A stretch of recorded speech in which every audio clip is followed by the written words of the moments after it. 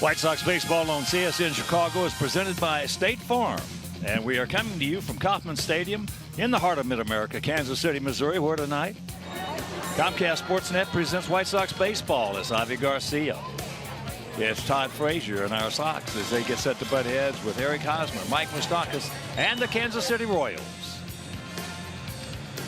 Hi, everybody, and welcome. I'm Ken Harrelson with Steve Stone as we get set to preview Game 3 of this 4-game set. As you may or may not know, we have split the first two.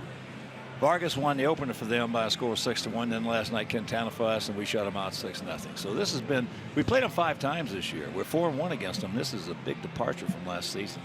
Last season and the 5 seasons before that, Kansas City was dominant. But let's take a look at this year as opposed to last year. 4-1 as opposed to 5-14. You see the batting average, a big difference. The run differential, quite obviously different.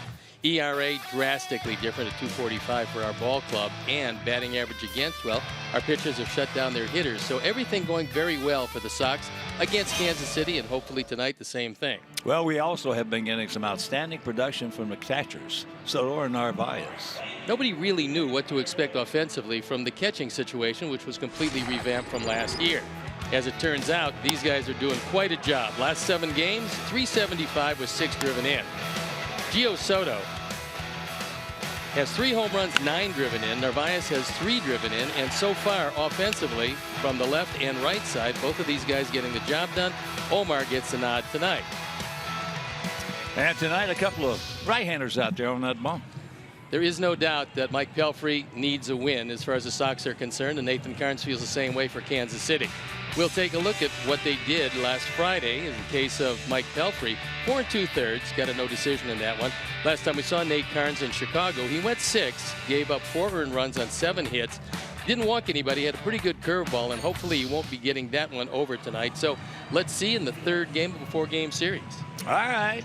Sit back, relax, and strap it down. White Sox baseball coming your way.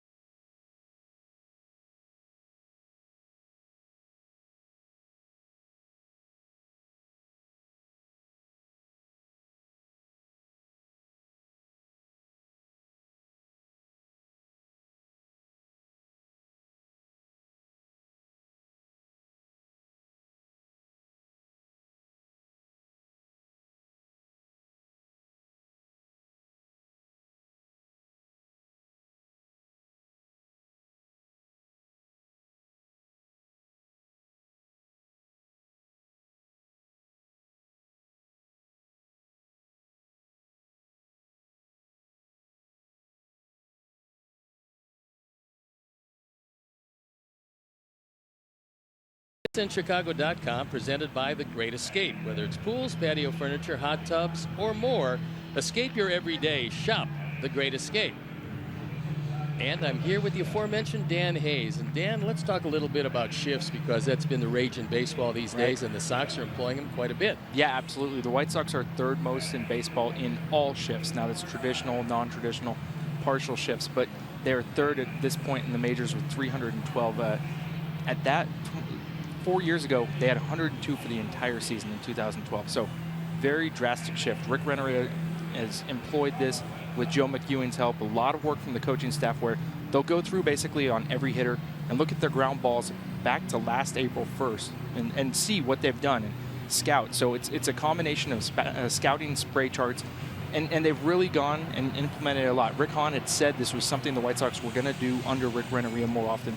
They're on pace right now for about 2,000 shifts this season. Last year they were just over 1,000, and obviously they've had some success with it. 211 average on ground balls against them so far this season. And everybody thinks that the shift is strictly for the infield, because you find pull hitters, and usually you see a shift with 3 guys on one side of the infield. But the shift also works in the outfield, and usually the shift in the outfield is not the same as the infield. So how is it working overall for the Sox, and are they happy with it? They are happy with it. I think, I talked to James Shields, who actually is the second most shifted pitcher since they started keeping track of this. And obviously this has been a trend that's kicked in the last 6-7 years. He played for the Tampa Bay Rays. Joe Madden really got into this, and when Shields was there, they thought a 75% success rate was a good thing. So obviously it's 79% on ground balls. The White Sox feel good about it overall. Their overall average is 260 when the shift is in play. However, that does account for doubles to the wall. Balls in play. They're pleased. They're very happy with how things have gone so far. We've seen it be very effective. I mean, there's times where Victor Martinez is going to beat you, but at the same time, that's just baseball. They expect those kinds of things. I think that the way they've used it so far, they are pleased, and they're going to continue to do it. And players are used to it. You see it because this is the type of pitching staff that allows for it. There are fewer strikeout pitchers. You've got Dylan Covey. You've got James Shields. Shields hasn't pitched in 12 days. He's still somewhere around 45th in baseball in shifts used, and he's done very well. Hitters are hitting 200 when the shift is on play against James Shields. Let's talk a little bit about the health of 2 pitchers. I know Dan has addressed this before, but James Shields and Carlos Rodon, I know that our fans are very interested in when they're coming back. Give us an update. Shields yesterday, actually, they decided to slow him down. He had a little bit of trouble with his lat. It's just not progressing the way he wants to. He said he feels great overall, but the lat is kind of sticking there. I keep hearing that Carlos Rodon is making progress. We're not getting a whole lot of information on that, but we've heard more and more that it sounds like he's making some good progress. I'm guessing he's going to get off a mound sometime soon, and then there should be a rehab assignment somewhere down the road. We commented on the catchers and how well they're doing. Talk a little bit about Soto and Narvaez as a team.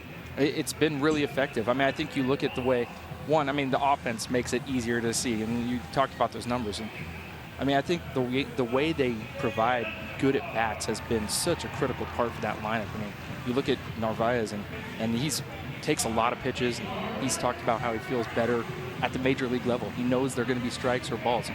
It's been pretty consistent, and they obviously work very well with the pitchers.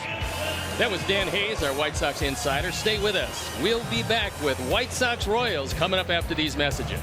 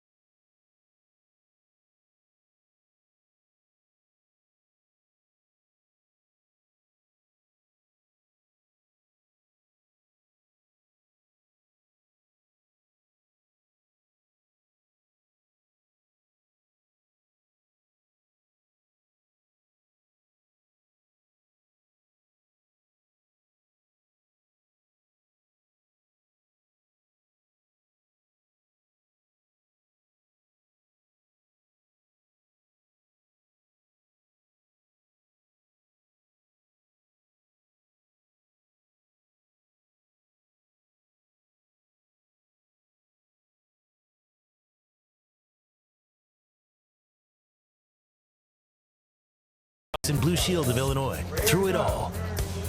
By Lexus, who encourages you to experience amazing. And by Miller Lite, the original light beer. Miller Lite, hold true.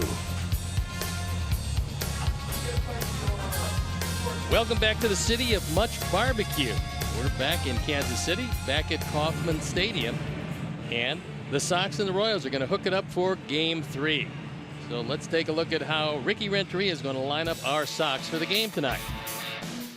Tim Anderson leading it off. Yomer Sanchez had a big night last night. He's in the 2 spot. Then it's Melky Cabrera, Jose Abreu, Todd Frazier, who's lit it up against these Royals with Javi Garcia, Leury Garcia, Omar Narvaez, and Cody Ashley, the DH and hitting 9th. The defense and how they'll line up behind Nathan Carnes. Alex Gordon back in the lineup with Lorenzo Cain and Jorge Bonifacio in the outfield. Mike Moustakas also back in the lineup with Alcides Escobar with Merrifield and Eric Hosmer in the infield. Salvador Perez back behind the plate. And our Lexus experienced amazing starting pitcher is Nate Carnes. He's on for his 5th start, his 6th game overall. He's 0-2 his ERA. Little above 6 1/4. There you look at the rest of the numbers, and he's got a good curveball. If he gets it over, he can be tough. So the umpires for the game tonight. Adam Hamari behind the plate. The crew chief Bill Miller at first, Kerwin Danley at second, and Todd Tishner is at third. So on a night where the weather has cleared up, the rain is gone, we're ready to kick it off, and I'm ready to turn it over to my play-by-play partner, Ken Harrelson. All right, Stoney, thank you. And once again, good evening, everyone, and welcome to White Sox baseball right here on CSN Chicago. Before we show you our picks to click, you at home select yours as Nate Carnes gets ready with the first pitch to Anderson. And that pitch down low. Anderson 2 for 9 in the series, comes in hitting at 206. A couple of homers, he's driven in 6.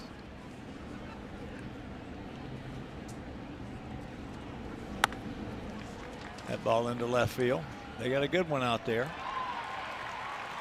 Alex Gordon makes the play.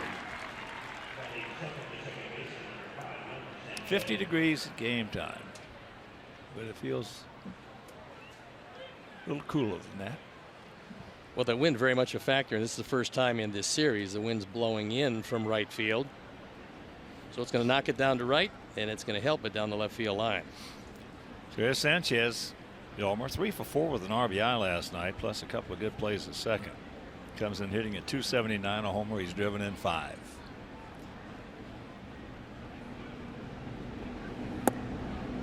Takes first pitch strike, and here at beautiful Kauffman Stadium, 330 down the line, 385 in the gaps, and 410 straight away center. Carnes has a good fastball. Tops out maybe 93. Occasionally he can push it to 94. He's got a very good curveball and a straight change. And there is that hook, and Sox hitters are hoping he doesn't get that over. If he doesn't get it over, then he's not all that difficult to hit. If he does, he is difficult. He's 29 years old, 6'3", 225 pounds. His air is out, number 2. So right now let's check out our picks to click. Fans went with Sanchez. The crew's going with Garcia. Steve's going with Cabrera. And Mike Mazza, Larry Majorak, Tom Eichstadt, Pete Catazone, Laura Arenas, Mary Weiss, and I. We're going to go with Cody Ashley. Here's Cabrera.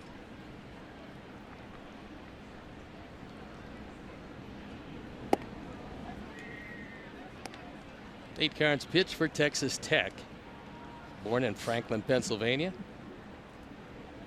He, at times in his career, has been a pretty good pitcher, especially with Tampa Bay, but he's really struggled against our Sox. 0-2, 5.24 career ERA.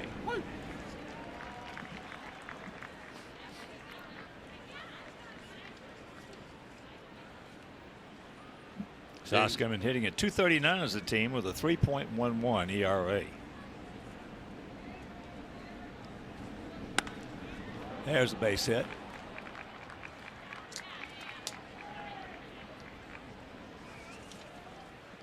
So Steve's pick to click, the 2-out single.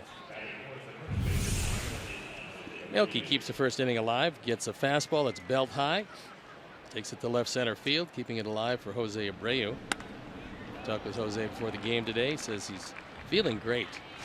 And he's starting to swing the bat very well. So we'll see if the home runs follow.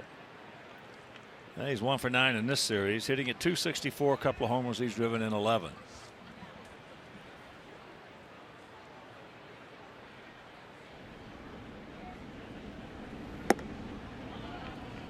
Tags it up.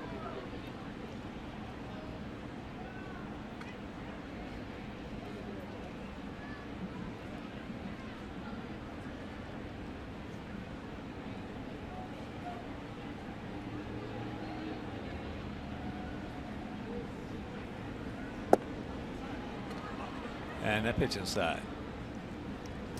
Amari, last time we saw him behind the plate, he was really good. In fact, game last night, Todd Titchener, boy, he was on top. That's one of the best games umpired we have seen all season long. You hardly noticed him because the players didn't acknowledge him. They didn't look back. They didn't ask him where it was, and pitchers didn't do it either.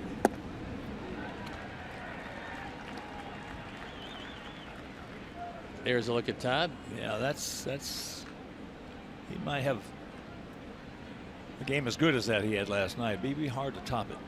That was almost perfect. Yeah. Now field straight up, spread out, about equidistant.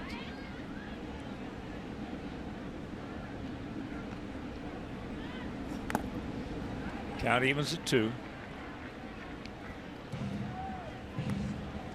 The key would be to get Nate Carnes into the late innings. And the late innings considered 7th inning on. If he can get there, he's been among the worst in baseball in OPS. Well, if he gets to the late innings, though, that means he's pitching well tonight. So let's get him out of there early. That's not the same Kansas City bullpen we've seen for the last 5 years. And Ned Yost addressed that. He was talking before the game. He said, you know, I just don't have the guys out there that I used to have, and so I got to manage a little bit differently these days. That's exactly right. Yeah. That's why Dayton Moore did such a wonderful, wonderful job here. He's building the model, really, for clubs now and down going forward. Letting their manager, letting his manager, the general manager, have the option of managing a 5 or a 6 inning ball game. And that's usually what happened with them. They had a righty and lefty for the 7th. They had a bona fide lockdown setup man as well as wonderful closers. Hosmer, he's good.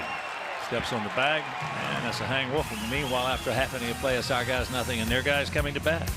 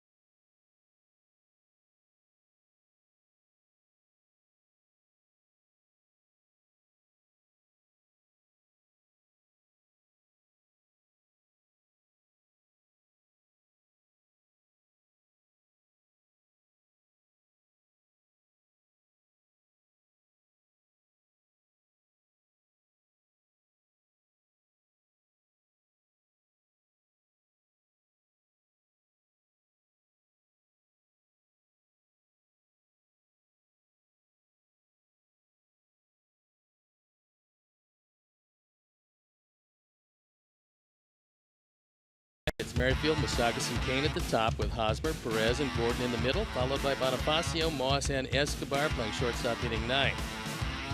The defense and how they'll line up behind Mike Pelfrey. It's Melky, Liuri, and Avisail in the outfield with Todd Frazier, Tim Anderson, Yomer Sanchez, Jose Abreu in the infield. Omar Narvaez behind the plate. And our Lexus experienced amazing starting pitchers, Mike Pelfrey. He's had a hard time with these Royals. ERA of 6.5, a 1-4 lifetime record, and there you look at the numbers this year. First pitch strike to Merrifield. Witt comes in at 237, a couple of homers. He's driven in 3. He was 1 for 4 last evening. 28-year-old infielder, outfielder.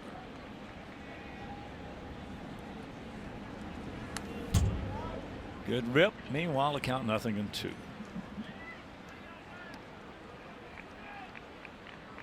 Last time out for Mike, he went into the 5th inning.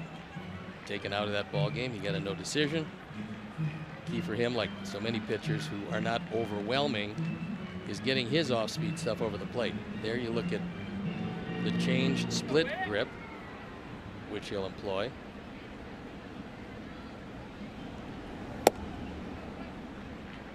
That was one of the things he doesn't want to do. He got under that fastball. If you don't stay on top of it, keep your fingers on top of the ball's going to stay up.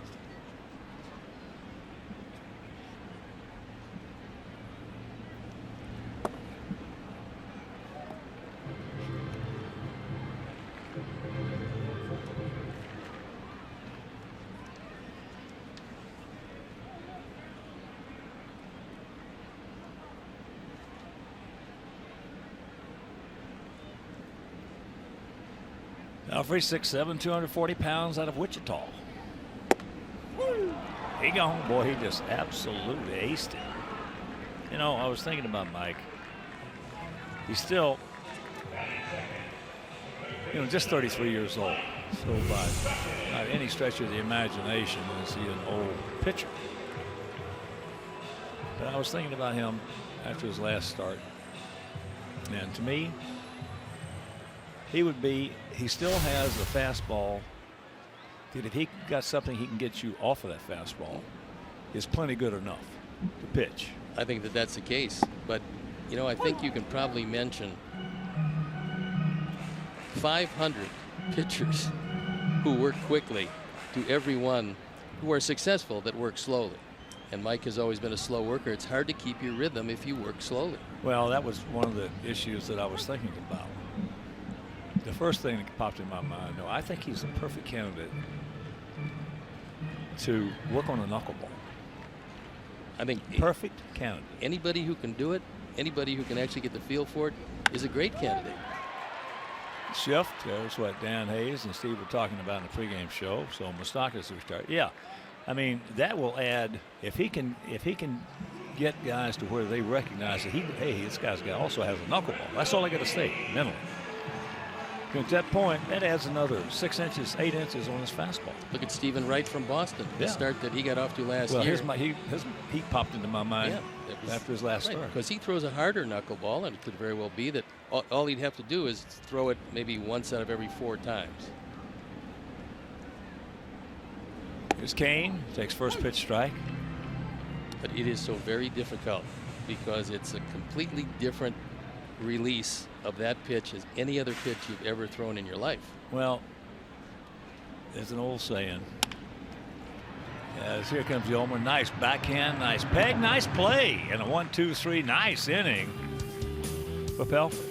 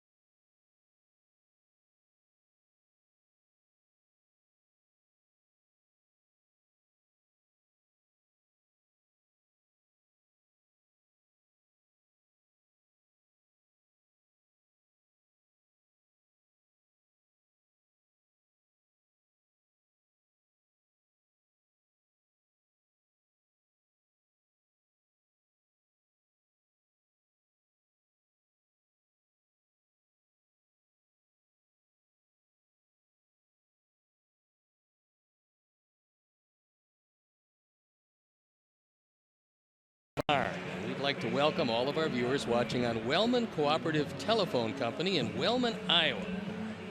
Beginning back to Pelfrey. And here's the thing. If you've been struggling, which he has been struggling, if you've been struggling, why not try something? Why not make a slight change? It didn't have to be a drastic change. Maybe change an arm angle. Whatever it is. You know, it's like that one commercial that one guy makes. You know, if what do you got to lose? You got nothing to lose. That's it. What do you have to lose? No, in Mike's case, when he's healthy, he's a competent pitcher. He has not been healthy a lot during his career, but every pitcher can make one addition. As you get older, you just have to keep evolving in this game. Well, I just think that a lot of general managers, most general managers, as a matter of fact, miss the point that if you can develop a knuckleball pitcher who can pitch in the big leagues with a knuckleball, you're talking about a staff saver. Just that simple. That's foul straight back. You're talking about a staff saver. These guys are invaluable.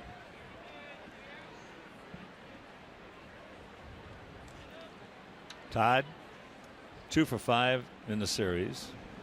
1 for 3 lifetime off Nate Carnes. Made a B pitch on him right there. James Shields has had a setback, and they decided to push him back a bit to let whatever inflammation there is in there cool down some, so he's not going to be back quite as quickly as everyone had hoped. Flips that one into right field. Bonifacio. 1 out.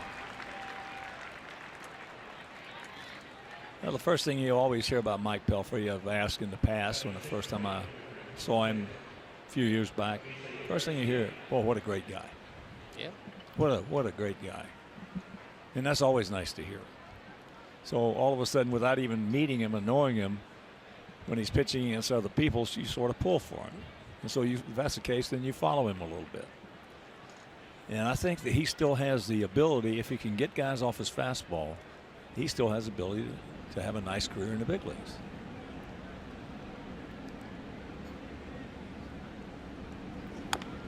Well, a couple things jump right out at you. Number one, when you're picked in the first round, you have a lot of ability.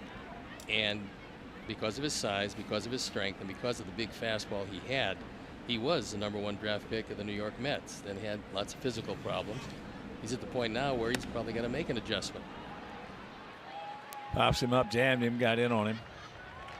So Ivy now 2 for 3 in the series with an RBI. A couple more pitchers went down. We're talking about pitching injuries. Cole Hamels probably lost for a couple of months. That's a terrible break for the Texas Rangers. And Corey Kluber also disabled. He had a back issue, came out of the ball game against Detroit after 3 innings, and they put him on the 10-day disabled list. So a lot of pitchers around baseball just dropping, if not like flies, pretty close. Syndergaard will be lost for an indeterminate amount of time. He's getting a second opinion. That's a bad injury. Well, that's a Jake Peavy type. Yeah, hopefully it won't be as drastic as that. They're calling it a partial tear, but he's going to get a second opinion. They'll take a look and see exactly what it is. Well, this is where Dr. Anthony Romeo can come into play. There have been a lot of pitchers just over the last year and a half that are injuring the lat. And used to be you didn't hear that, but now you're hearing it more and more. Well, Jake Peavy was the first latissimus dorsi surgery procedure, I should say, ever done in Major League history. So that'll tell you there weren't a lot of lat injuries prior to that. And now there's a plethora. Yeah, and Jake was a different pitcher. I think maybe one of the reasons is that everybody wants to light up that radar gun and throw every pitch as hard as they can throw it. That works well for a bit, and eventually your body says, well, we're going to have to back off somewhat here.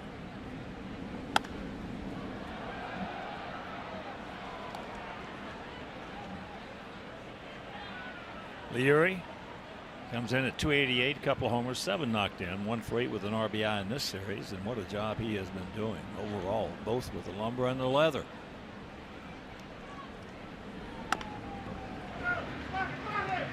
Escobar gets him. 1, 2, 3 innings, and we'll go to the bottom of the second, scoreless.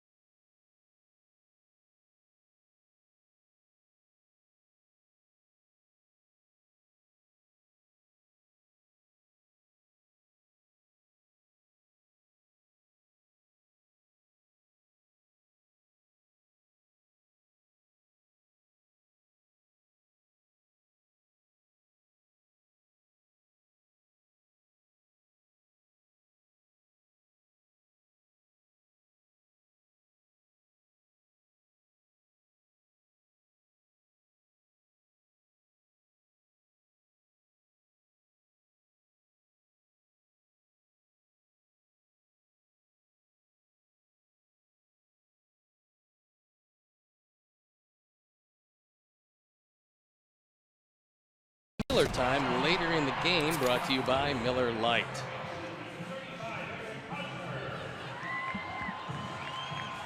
Eric Hosmer is one of the guys, along with Mike Moustakas, those guys that are at the corners every day, one of the guys who have to start heating it up. If he does, the Royals, who are averaging under 3 runs per game, that's the lowest in the major leagues by a wide margin. But they've got to get those corner guys in the infield to hit. And it's just a matter of time till Hosmer breaks out of this. And if he tries to pull everything, he's going to set the world record for 4-3 putouts. Now Sanchez out in short right field. I tell you what was amazing to me is that ball into left field hit hard, so the leadoff single. What was amazing to me was 2 days ago on May 1st, Jorge Bonifacio hit the first 2-run homer for Kansas City all year long. That is absolutely almost unbelievable. Well, a combination of guys who just don't hit it out of the park a lot, and also the fact that nobody was getting on base. I mean, this offense was dormant for quite some time and pretty much stays that way. So here's Salvador Perez, 26-year-old catcher, hitting at 258, 6 homers, 14 driven in.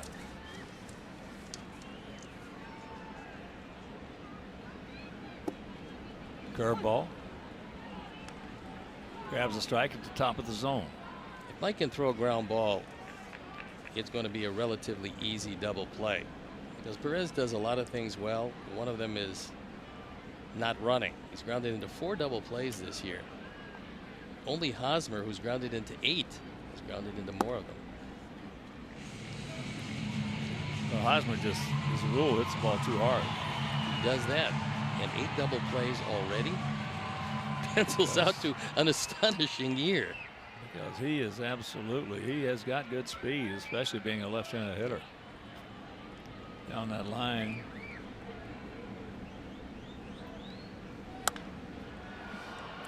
Flips that one. Long way to go, and it's foul. Hosmer knew where his outfielders were, and he was off and running in case that thing happened to catch the wind, Kern, and stay fair. Well, he knew there was nobody who was going to get to it. Exactly. It wasn't high enough for Sanchez to get it, but he didn't have to look. No, I was going to say, knowing where Avi was, you know, yeah, he's got no chance of getting it.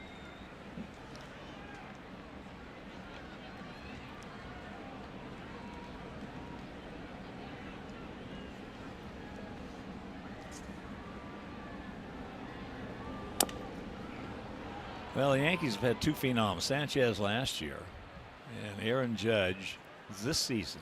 because Judge just became the youngest player ever with 13 homers in the team's first 26 games.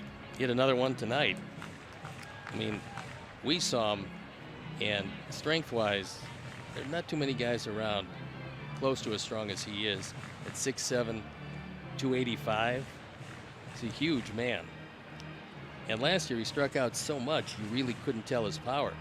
This year he's cut his strikeouts in half and hitting the ball out of the park in every direction.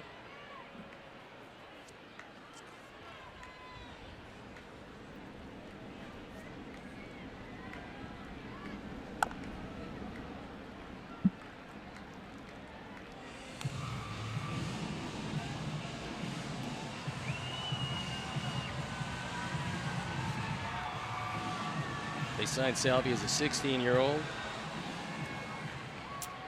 Good size. A great defender to go with a very powerful bat. He's a big, strong guy.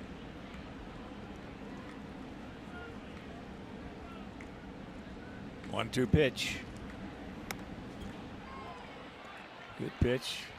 In on him, up and in. Now, a strange thing happened in the Orioles Red Sox game. Kevin Gausman was pitching for Baltimore, and he hit Xander Bogaerts with a curveball, a 77-mile-an-hour curveball, and was thrown out of the game. Yeah, that might have been a bit of an overreaction for what has happened between the two teams. Nice. Nice. Yes. Rack him up. 2 down. There was a ground ball, and there was a fine 5-4-3. Yolmer Sanchez gets rid of the ball very quickly, and usually in the exact same spot he catches it. Good solid play. Yolmer takes one step back, and knowing Perez is running, he's got some time. Good effort all the way around. That'll bring up the veteran outfielder Alex Gordon, hitting at 187. No homers. He's driven in 5. Everything in baseball is contagious. Well, they're working with Gordon on doing exactly what Hosmer did his first time up, which is using left and left center field. Well, the best way to do that is just convince him that he's better off trying to beat somebody arm side. And the fact that, you know, from a theoretical standpoint, you have longer to wait to watch the baseball if you're thinking about hitting it the other way. You try to beat him arm side, that's an approach. That's not mechanics.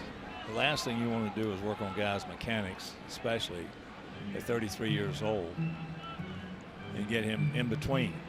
That's the worst place a hitter can be, is in between. Gordon usually is not in between against Belfry. You look at those numbers and they're robust.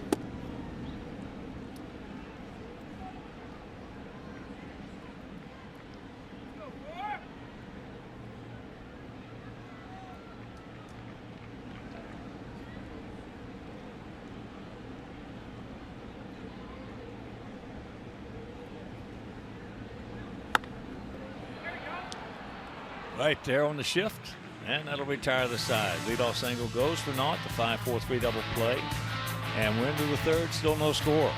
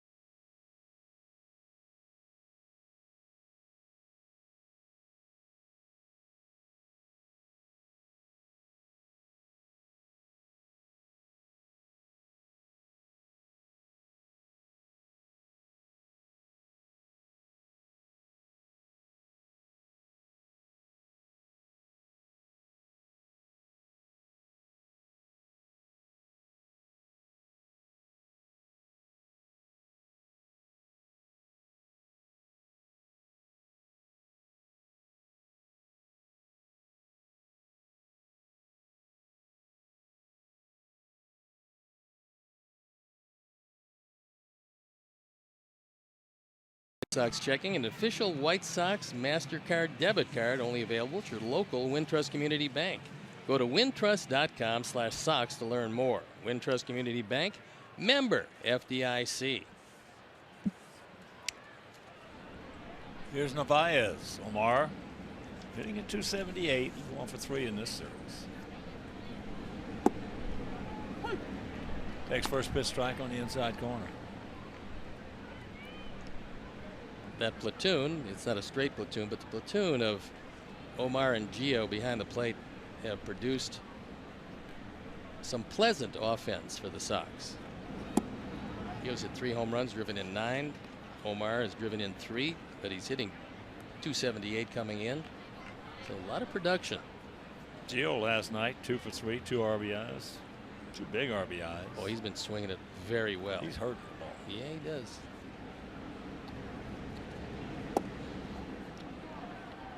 That's just on top of the zone. It's unusual for a young hitter to come into the league and have the kind of eye that Omar has had since he put on a Sox uniform in the major leagues. Good command of the strike zone.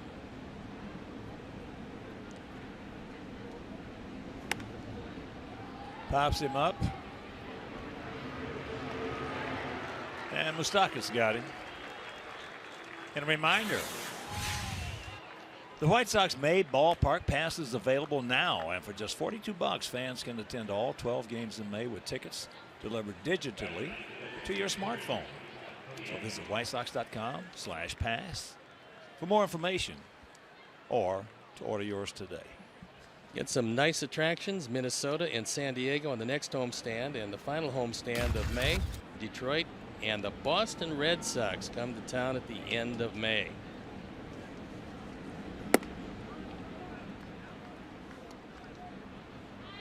Here's Cody.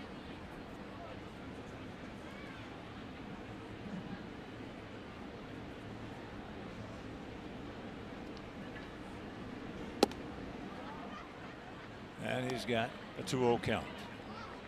He becomes a pretty important hitter because the Sox are looking for left-hand hitting to produce some runs. And Cody has that opportunity, and hopefully he can make the most of it.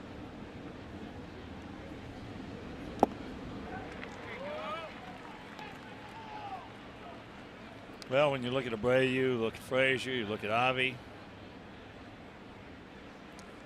you'd better be able to stick some left-handed hitter in there to and that's have some pop. You need some balance, and Actually, he's got some pop. He just got to make contact. Is that pitch just on the out or inside edge of the inside corner? One thing about him in this bad start he's off to, hitting an 0.93 coming in, somebody's going to wear it, and he has been wearing it. It seems like every time there's a pitch that can go either way, it goes the pitcher's way. Well, unfortunately, it seems like when you're going well personally, that pitch comes in, same pitch, umpire calls it a ball, suddenly you find yourself ahead in the count. When you're going poorly, it seems like you walk up there with a 1-2 count every time. Or 0-2. Yeah, I mean, somewhere along the line, it does turn around. I've been there and done that. Every time I stepped in that box, I felt like it was 0-2.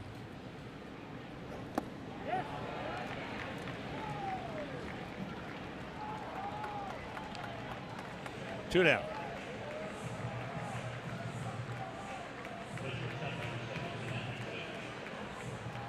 Tim doesn't do it often. He does have the ability to bunt, and that's why, especially if he's going to hit at the top of the lineup, you take a look at the third baseman every time you come up. Now, there's many times he's going to take that bunt away from you, but right now, Moustakas even with the bag.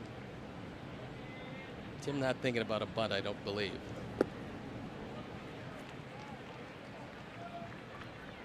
Well, if we keep swinging at that pitch, Karn's going to have himself a lot of fun out there tonight. Yeah, there is no doubt that it looked like a strike when it left his hands, but dropped well out of the zone.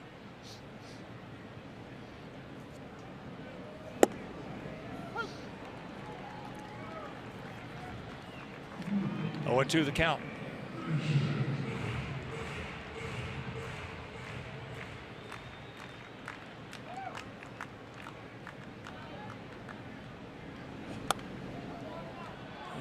that is a souvenir.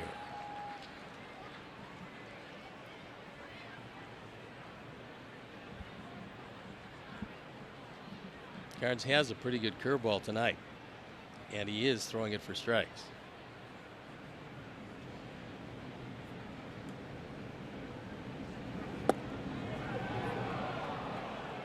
Just off the corner.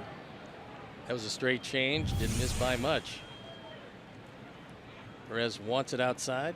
Carnes gets it there just off the corner. That was a good call by Adam Amari because that one didn't miss by much, but it did miss.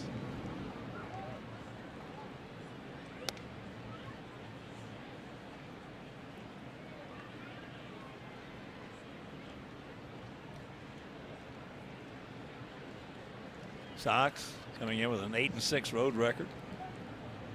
The winners of 7 of their last 9. Kansas City 6-6 here at home, but 2-11 on the road this year. And they have lost 10 of the last 11.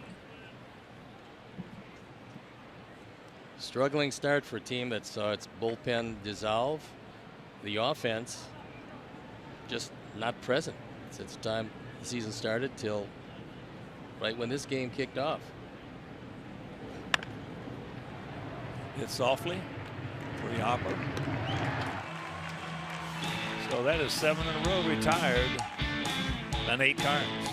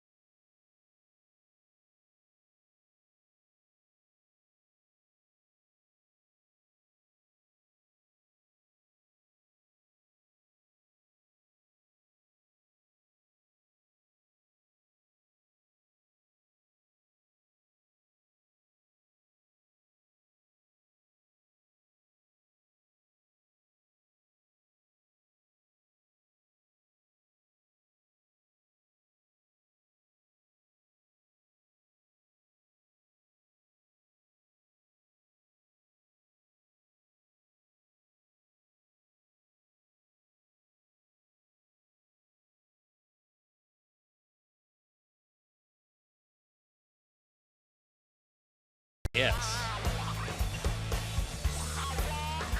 Javi comes on, makes a great catch, and we're going to give you the defensive metrics. That's how much time he had, 4.4. Catch probability at 65%, made it 100% after he caught it. And it's a 3-star catch. Here's a strong young man, Jorge Bonifacio, hitting at 300, a couple of homers, one of them coming in the first game here, and it was a big boy home run. That's caught. So one pitch, good pitch right there by Mike, just ate him up inside. Mike is moving the ball around, changing speeds, and the changeup has been particularly good tonight as he throws a fastball, gets it in on the hands of Bonifacio, can't do anything with it. Well, here's my point. That will tell you he still has good enough stuff right now to pitch well in the big leagues, as is, if he's pinpoint. Well, if he's pinpoint. I was going to say that. Yeah, you got 2 ways to fool a hitter. One is location, the other is velocity, and so if you change your velocity, you can occasionally miss location and still get away with it. If you don't, you better not miss location.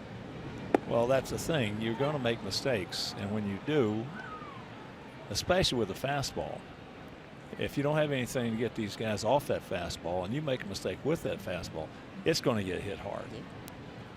I mean, very hard.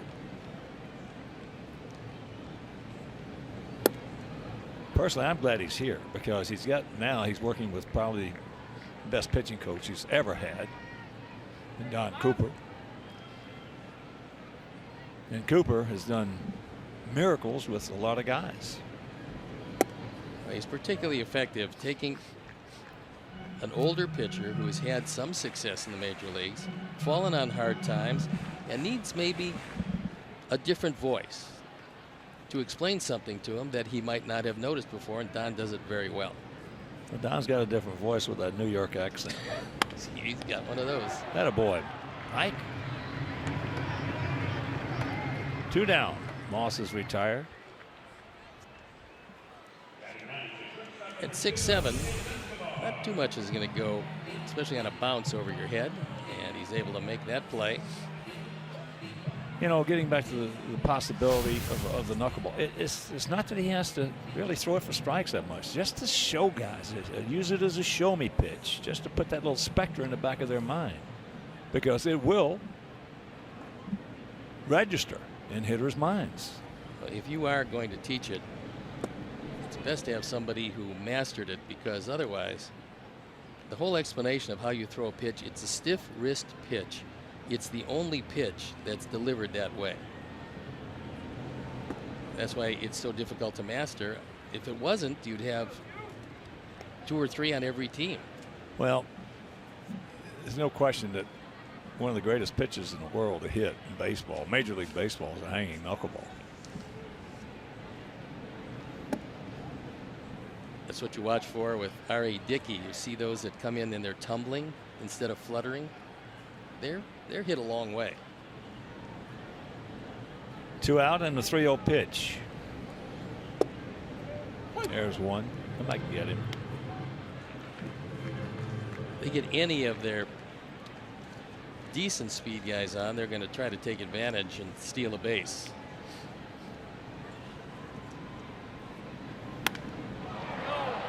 That ball hit hard into left field, but we got a man there. And that'll retire the side. We'll go to the 4th, no score.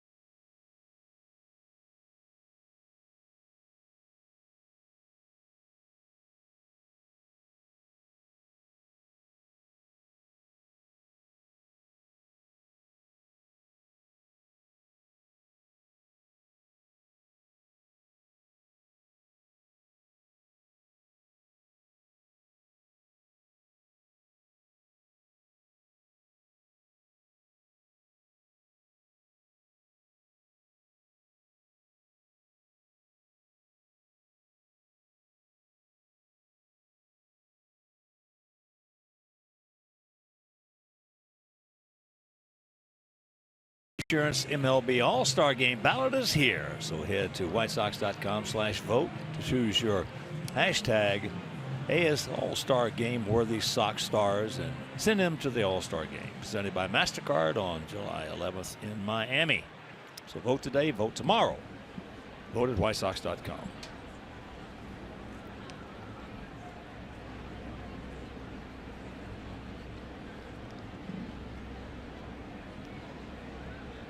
Yolmer Sanchez will lead it off for us here in the top of the 4th inning.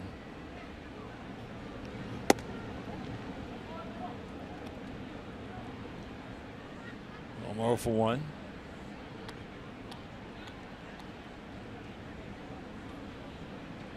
Cold night here in Kansas City. Wind not as blustery as we anticipated. Just the fact that we're going to get this game in is a relief, because a few days before we got here, you looked at the Wednesday night game and thought, well, this is going to be tough. Lots of rain in the area. In fact, they got rained out in St. Louis, which is just up the road. And they called that game early this afternoon. That's high into left field. Well, when we were in Detroit and I checked my iPad, I've got 4 or 5 different apps, weather apps. All 4 days here look terrible. Plus, all 3 days in Baltimore look terrible. Well, they're not looking real good right now. Friday seems to be okay. Saturday seems to be tough.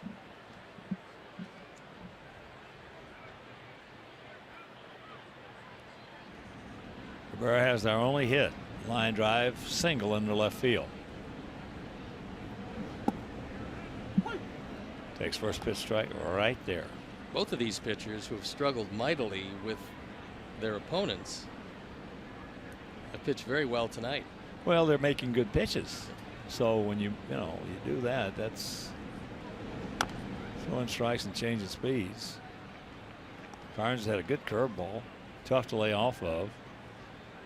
And you brought it up about Mike Pelfrey. He's working both sides of the plate. Getting inside on the right-handers, which sets up his straight change or curveball away. Good job.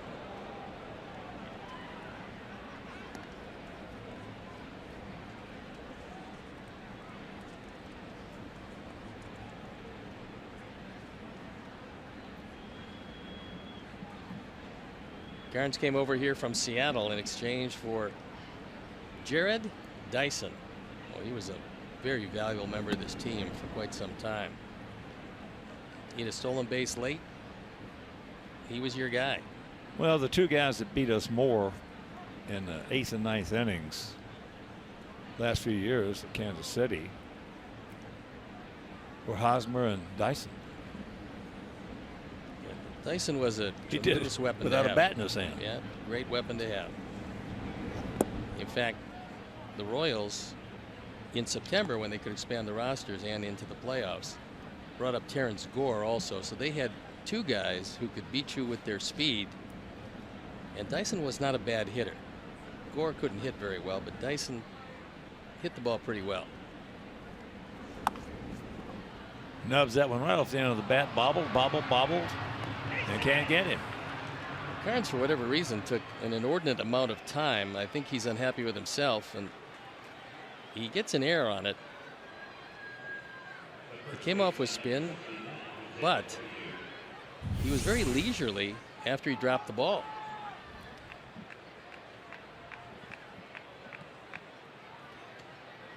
Melky able to beat it. So E1 and opens the door. It's only the 8th error that Kansas City has made this year. Look at the #1 defensive club in the American League. They will catch it. That's one reason they've been very good and will, in my opinion, going forward, be very good once again. But they're going to have to make some adjustments in that bullpen.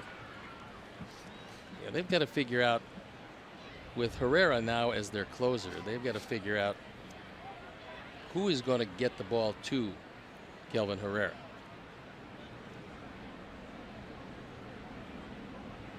Not going to be near as locked down as it was over the last 4 or 5 years. Still has a chance to be pretty good.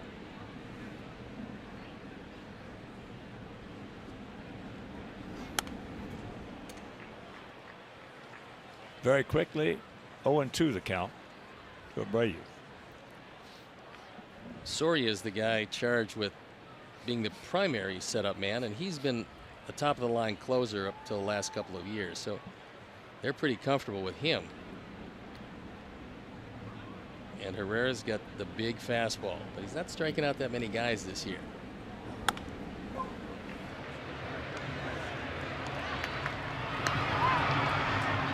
They get to force a second. 2 down. Softly hit. And that'll bring in Frazier.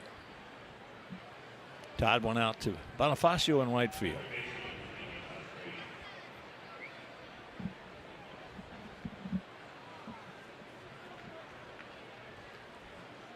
Todd's got a 9-game hitting streak that he'd love to extend.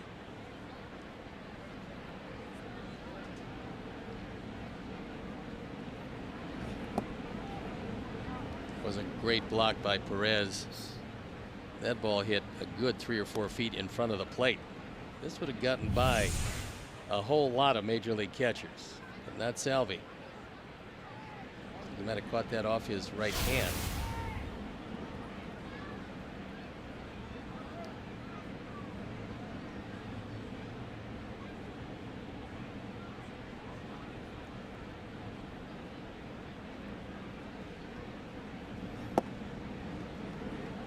Takes it up and takes it inside. So he's got the catbird seated 2-0 with Avi on deck.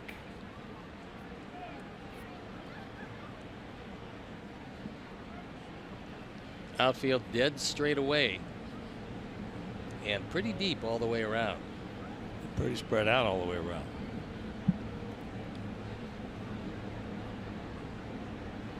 Static lead by Abreu. And that's high and souvenir time. Got the pitch he wanted. He got a high fastball right down the middle. Just able to foul it back.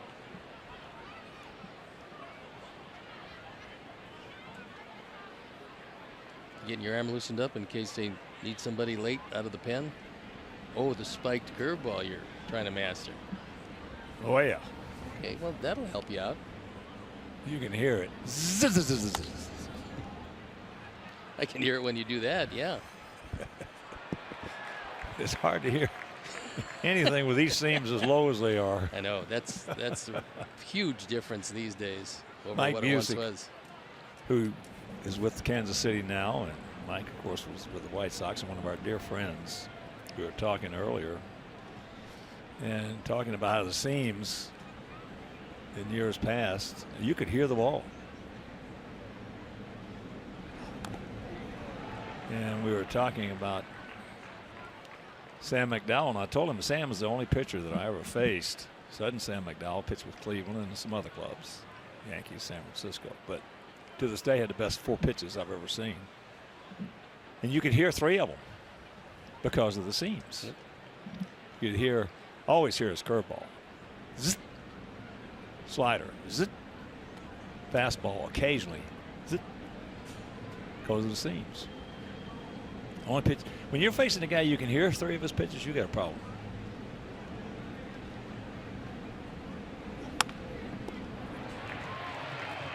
Comebacker. We're still scoreless through 3.5.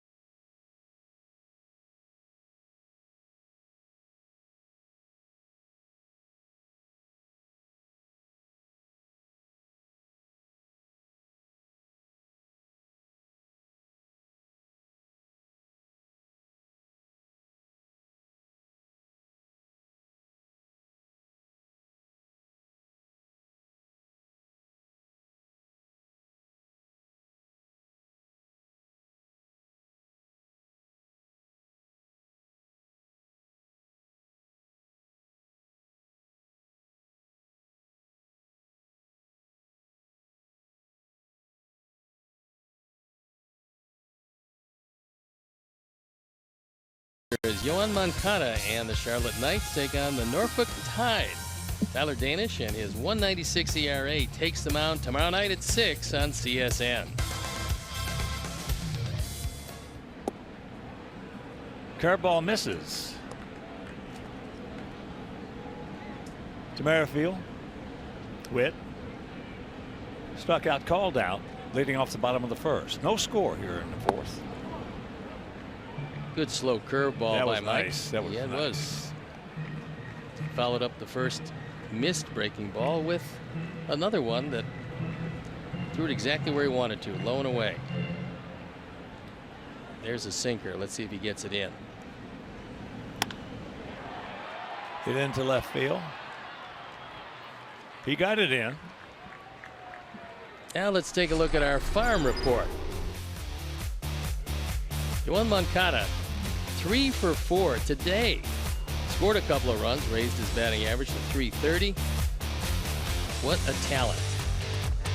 Guy that swings it well from both sides of the plate and can run like the wind. Yoan Moncada. You'll see him. I was struck at Sox Fest on just how big he is, not in height, but how wide he is and how thick he is. He's a strong young man. Strong young man who can steal 60 or 65 bases if you turn him loose all the time. It's always the off season too. Put that Bears uniform on. Yeah, that's just what he needs. A good run over the middle, catch a few passes. Moustakas fouls it straight back. Mike grounded out to Sanchez. Saw Mike and his wife leaving the ballpark last night. And their new little baby girl who is absolutely just gorgeous. All dressed up in pink. Well, being a free agent, she might just have to get used to a brand new neighborhood.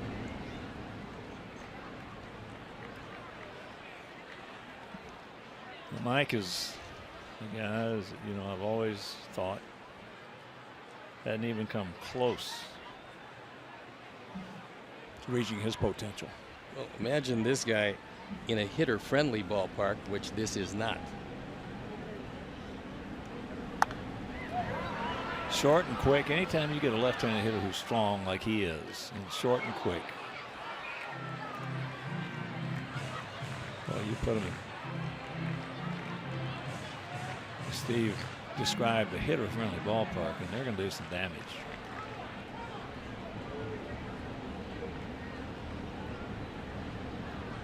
The 1-2.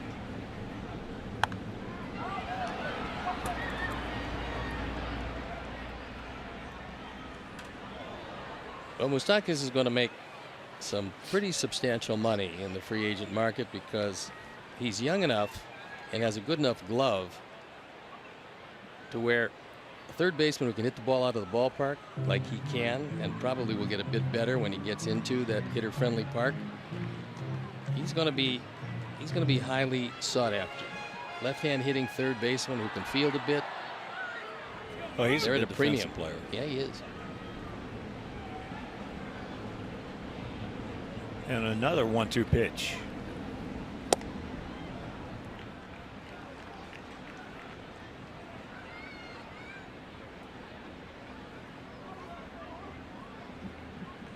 If he can throw an off-speed pitch, keep it on the outer portion of the plate, Moustakas is going to hit a ground ball to the right side.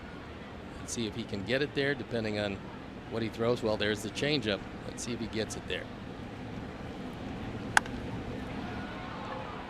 Had him way out in front.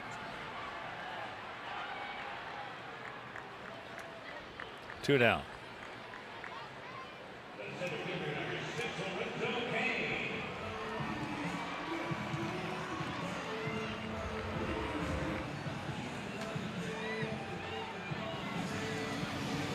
There's one thing that's very noticeable through the first almost 2.5 games now of this series. We're just not seeing What these guys made famous for 4 or 5 years. That was the Kansas City Specials. A little broken bat here, a little swinging bunt there, a little bunt here, a little infield single, a little duck snort there. Well, this was the best team in baseball at making contact. And they did it up and down their lineup, and then they had the opportunity to run. They normally did. But putting the bat on the ball and putting the pressure on the opposing defense was a characteristic of the Royals. That's why they were so good at it. Because they did it on a consistent basis. So that's just the second hit, the 2-out single by Lorenzo. That's a really nice play by Leury out in right center field. Because Kane had a double on his mind. And he hit this ball hard. And Leury comes over, gets to it, uses the 360 spin, gets it back in, and forces Kane, who had taken a huge turn at first base, to go back to the bag. Nice job by Leury, holding Kane to a single. And while we're talking about Kansas City Specials, a couple of Kansas City Specials named Duper and Topper. Is that super? Duper. Super duper? Duper and Topper. And they are? They work for the Royals, and they are in the film room down there. And had a chance to meet and talk with them yesterday. Duper and Topper.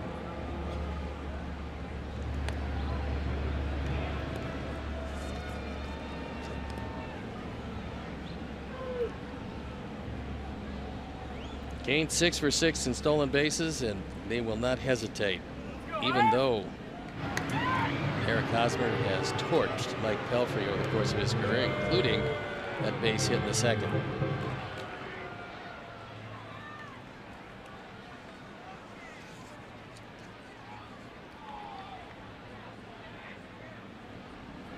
$14 of 18 the Royals have swiped this year.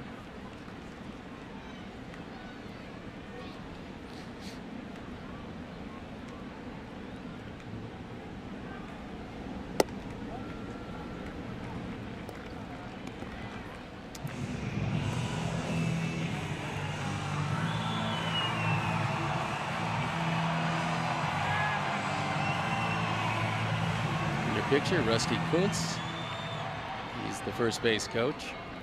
Kane got a very good lead, and he's out a little further this time.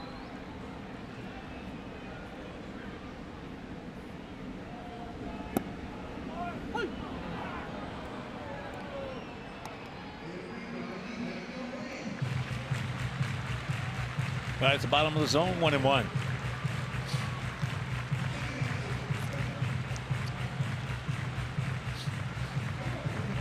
There's a look at Rusty. Long time coach. One of the great guys in the game. He's a really good man.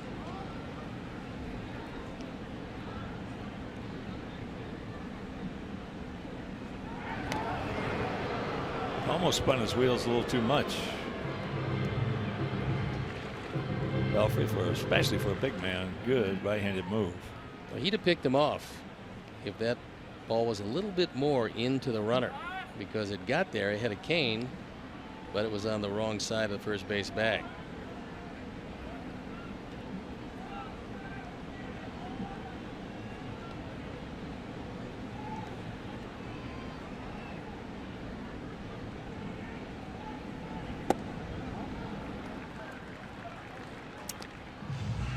Well, here's the pitch to run if Ned Yost wants to run.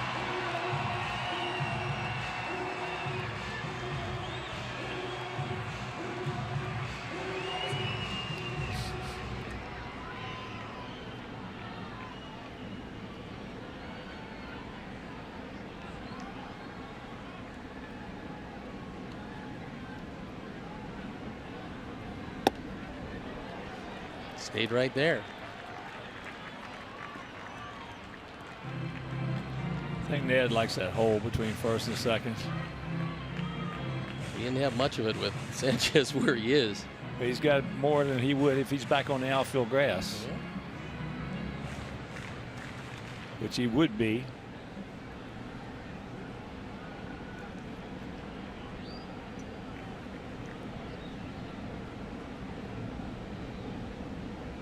There he goes. Safe. Really doesn't matter because it's ball 4, but it was a good throw. He was in ahead of it and then waited to a 3-1 pitch. Still got first and second, 2 outs. So Heisman draws the walk. And that'll bring up Salvador Perez hit into a 5-4-3 double play. We don't need that right now. 2 out, 2 on. First walk of the night for Mike Pelfrey, and he has slowed it down somewhat after working very quickly through the first 3.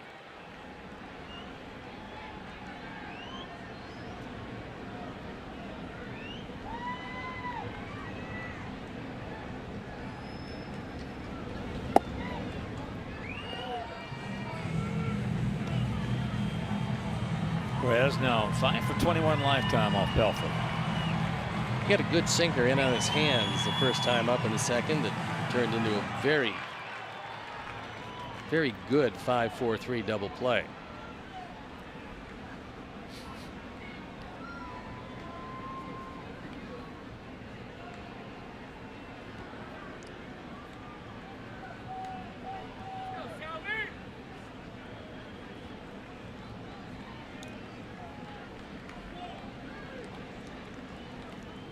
One and 0.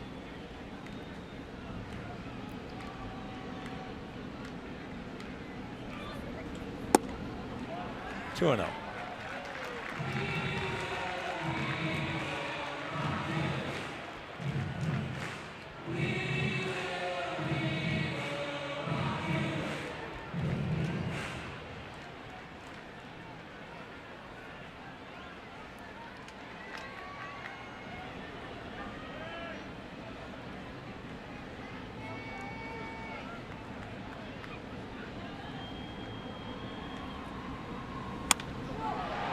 That ball high and deep into right center field, but we got a man there. And that'll retire the side. Well, they span 2 and we're into the 5th, still no score.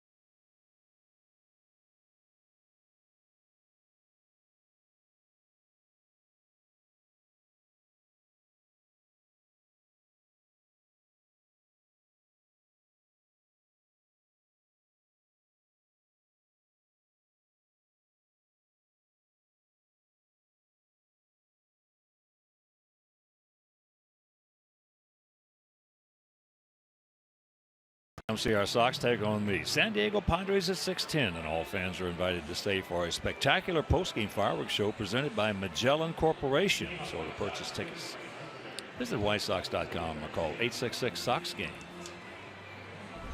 What's your philosophy when you have a hitter who's off to a great start, sitting fairly comfortably in the 6th spot in the batting order? When do you think about changing for Avi to take advantage of the hot start, get him up toward the middle of the lineup? Or do you just leave him there? For me, if it ain't broke, don't fix it. So just leave him and leave him right there until he starts. You know, with him, as you well know, I'm a firm believer in top loading your lineup. Yeah. Yeah. And a lot of guys don't want to do that, that's their prerogative, and that's the way the game's played for over 100 years. But I think the game has changed now, only because the bullpen has changed, and you want to give your hitters, your good hitters, the opportunity to have one more at bat late in the ball game against those good bullpen guys. But if a guy's swinging the bat well, leave him exactly where he's at. Well, that is the plan, at least for the foreseeable future, for Ricky Renteria, who pretty much almost echoed the same type of sentiment. Avi looks pretty comfortable right now, and for the meantime, there's no reason to move him out of that spot.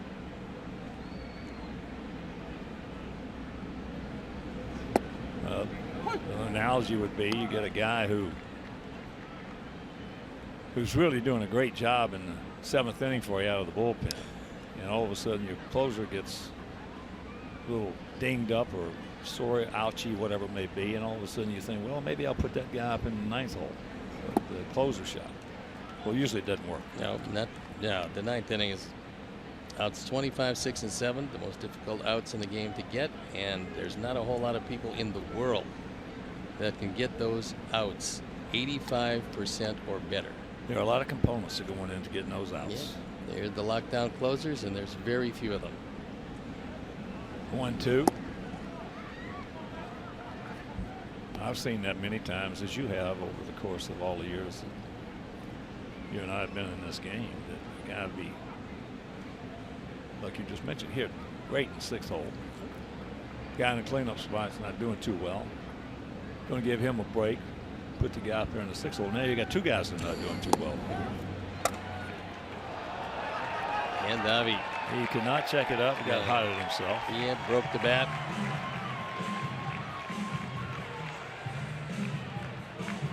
Third strikeout for Carnes, who has thrown the ball really well.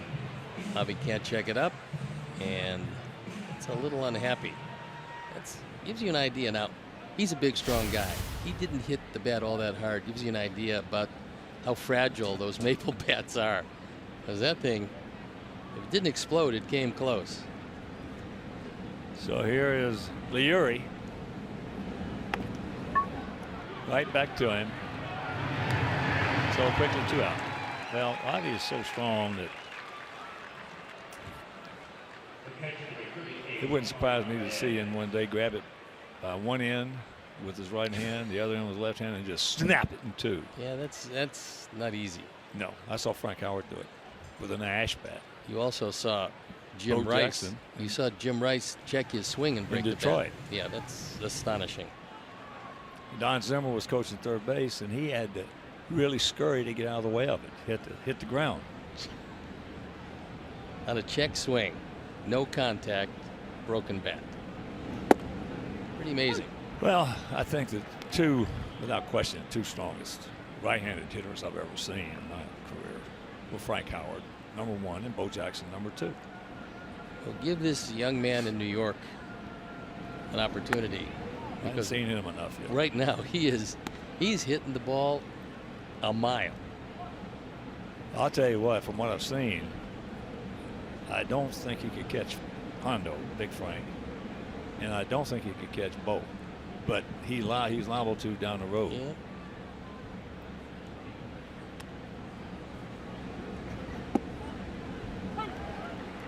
There have been so many strong guys. I saw some balls hit that, some of them you had to. I saw the one Mantle hit off Bill Fisher in Yankee Stadium and hit the side. A couple more feet and it goes all the way out. Said what, 565? No, that was Chuck Dobbs in Washington. That they measured that one. I think it's 602, 602 feet, 603 feet. I know, but it was long gone. Well, Mickey said the hardest ball he ever hit was that one off Fisher. That's into center field. Carnes making it look easy. We're halfway home. No score.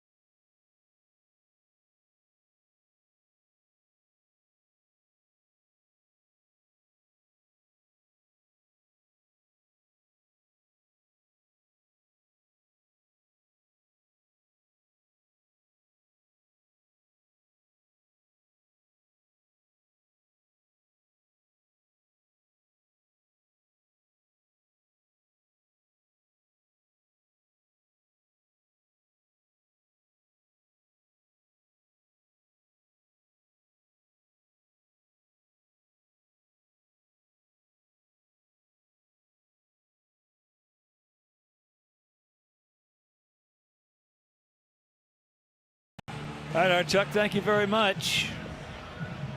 Well, this is baseball. And sometimes baseball can be a tough and difficult game to play. And if you're not going to protect your players, you shouldn't be out there on the mound. 0-1 to count. Gordon hit a little soft line drive to Sanchez. Meantime, 3 hits combined. 2 belong to the Royals. Just Melky, as Pelfrey and Carnes thrown it pretty well. Breaking ball strike. Well, I understand that the commissioner had a conference call today with both the managers and general managers of the Red Sox and Orioles. They've had some issues up there the last few days. Yes, they have. That's high in the right center field. Leary. 1 out. That'll bring up Jorge Bonifacio. One of the big differences in the game today for all you youngsters out there who didn't see, obviously, baseball a long time ago, is that the game itself allowed the players to police themselves a heck of a lot more than they're doing today. Yeah, well, those days are bye-bye. Players took care of the game themselves, and they took care of it very well in fine fashion for a long time. And I think Manfred so far has been good. He's done his job, but I hope they don't keep piling on regulations, so to speak, and changes. Well, there's still a few rules that are going to need some adjustment. That play at the plate that seems so vague as to what the catcher can do, what he can't do. They're going to have to find some way to make that definitive, where it's not going to be a guessing game by the umpires and what was the intention. Well, that's where who's paying the price of the umpires. Yeah. They don't know what to do. It's a tough call the way the rule stands at this point. And you know, injuries are part of every sport. Injuries are part of baseball. Injuries are part of football and basketball, hockey. Oh, he just ate him up right there. Ate him up. 2 now. And it's getting to where you can't take anybody out of second base. You can't run over a catcher if it's going to be a close play at home plate. I mean, and managers are having to manage today by sabermetrics a lot to a game that they never played. The game was different when they played it than now they're managing. There's a number. Don't get me wrong. I love numbers. I love math. And there's a place for numbers in baseball, sabermetrics and everything. But as I said a couple of years ago, not to the point they've elevated it. Now, are they starting to use them more and more? Sure they are. But I think there are a lot of things that, as you say, have to be defined a little bit better as far as the rules go. I think there's a really easy fix as far as that play at the plate. There's going to be catchers who don't mind a collision at the plate. There's going to be other catchers who don't want a collision at the plate, and it's pretty easy to work it out. We will come back to that in the next inning.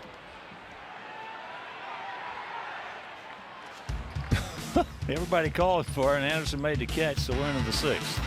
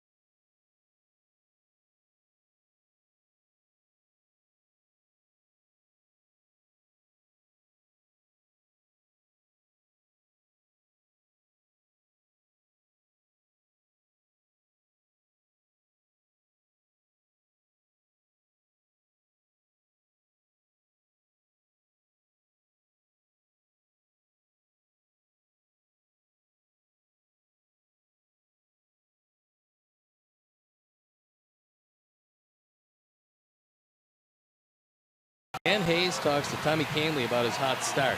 Plus, Chuck Garfien and company wonder if the new and improved Avi Garcia is here to stay.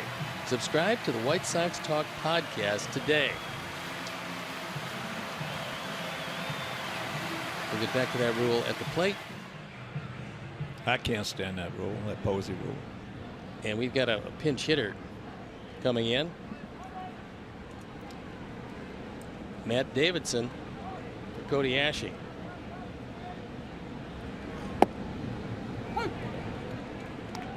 So, Cody was 0 for 1 with a strikeout. That went 0 for 4 in the first game.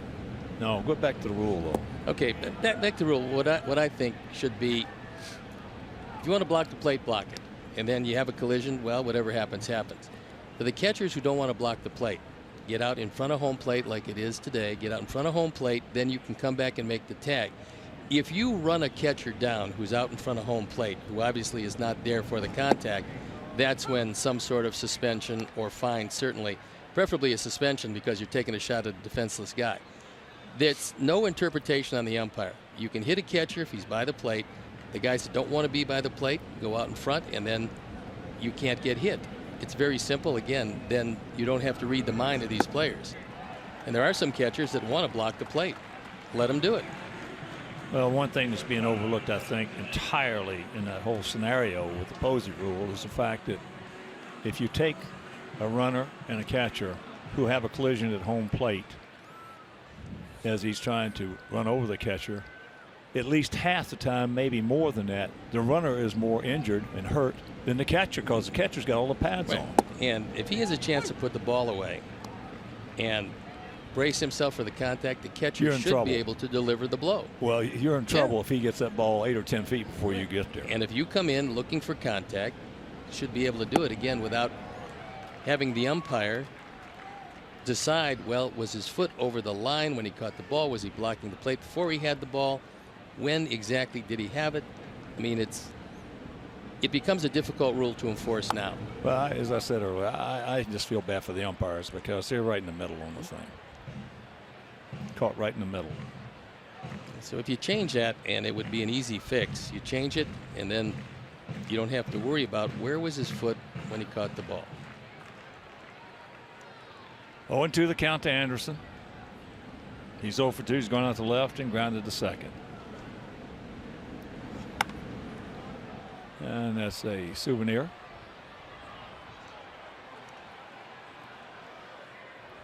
Carnes has been awfully good, getting everything over, changing speeds. His control has been probably the best it's been all year. There you look at the numbers, and very impressive. Well, I've said it before. Baseball's been built on 3 things. Great players. That's number 1. Rivalries and tradition.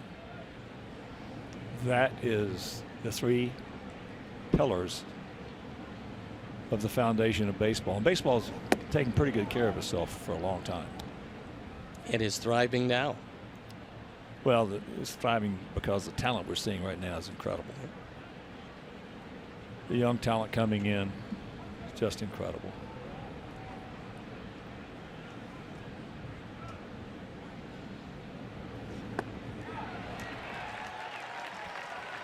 Two down. And the 2017 Chicago White Sox are presented by Guaranteed Rate. Thinking about buying a home? Well, visit rate.com to find a low mortgage rate and a fast and easy process.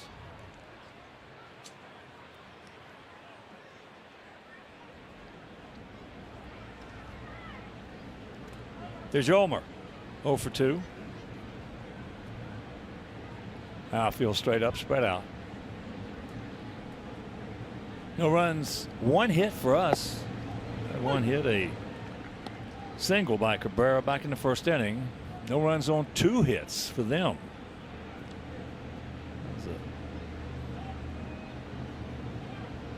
Leadoff single by Hosmer in the second, and a single by Kane in the fourth. 0-2.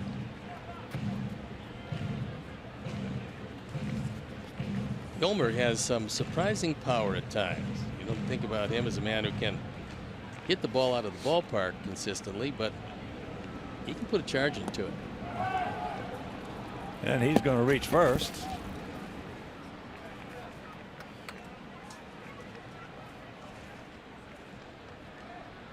Probably strike out wild pitch. That's what it is. Yep. Watch it again. Good curveball, hitting right in front of Yolmer's foot. Now, Perez tried to backhand it, which is never a good thing. He's got good enough hands where we've seen him make that play quite a bit, but on strike 3 especially, you got to move to your right and smother that ball, and the inning continues. So you'll have a chance for 4 strikeouts here. There he goes. And he's safe. Nice job by Melky, and the reason is that Carnes wasn't paying attention to Yolmer at first base, and he got such a good jump that Melky just took it, knowing that there was no chance for Perez to make that play. And he's going out there now to talk to him about a couple different things. One is taking a look at the base runner, but the set of signs they want to use with Yolmer at second base.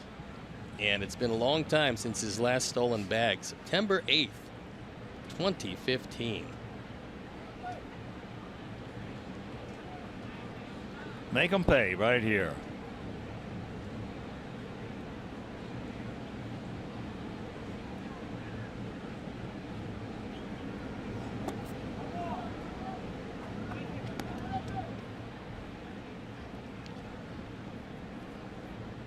Well, they have had 1 base runner to second, and now we have had a base runner to second.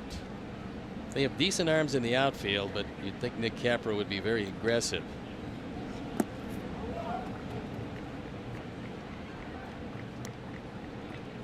Two and 1 the count. There's a look at Nick, new third base coach. He is shown to be very aggressive in the early going. And tonight he's shown to be very cold.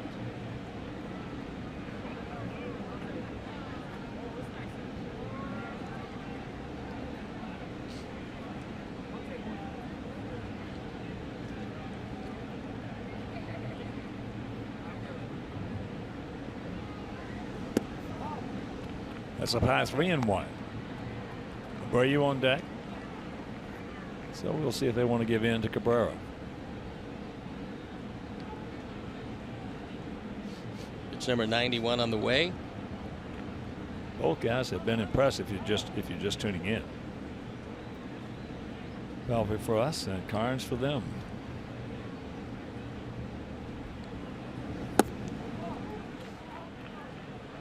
And there is ball 4. That's the first walk issued by Carnes.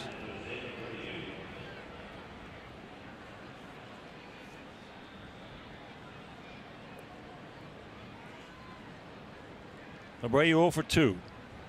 Grounded to first, and then a fielder's choice, 6-4 in the 4th. First inning, he hit the ball very hard, but Hosmer was standing right there.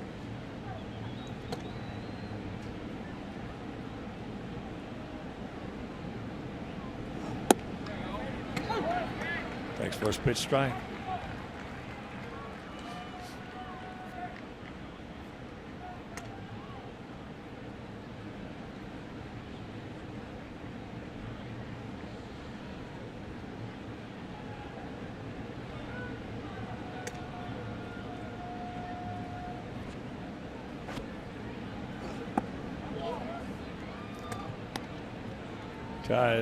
Tried to have a little redo on that one and missed down low. Count evens at 1. Royal bullpen up and going for the first time tonight. Righty and a lefty getting ready in a hurry. Well, bring him on, somebody in. Get him out of there. In the anybody but Carnes philosophy.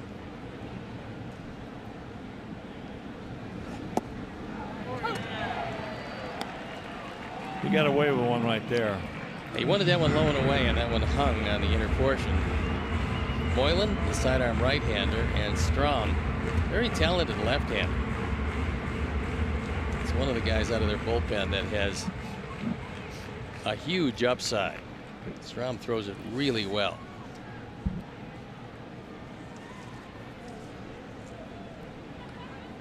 Two on, two out on the 1-2 pitch.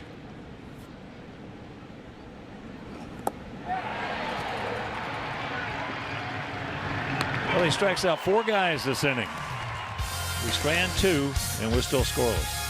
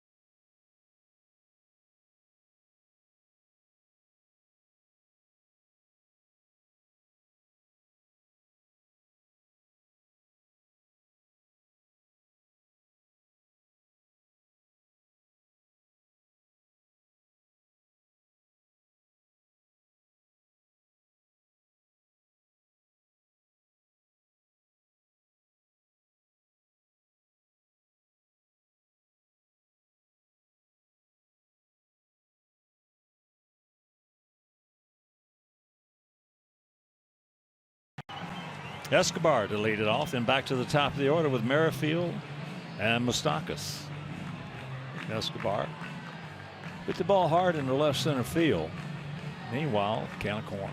In his ballpark, if you're hitting fly balls, as Escobar has been most of this season, you're not going to do very well, because you got to crank it to get it out of here, especially alley to alley. Ate him up inside. He has really worked both sides of the plate, but especially the inside corner to the right-handed hitters, which is great to see. Yeah, that sets up his breaking ball away, sets up that changeup away. We're talking about righty to righty. But the fact that he's been able to get inside consistently tonight has set up this performance, which is really a good one.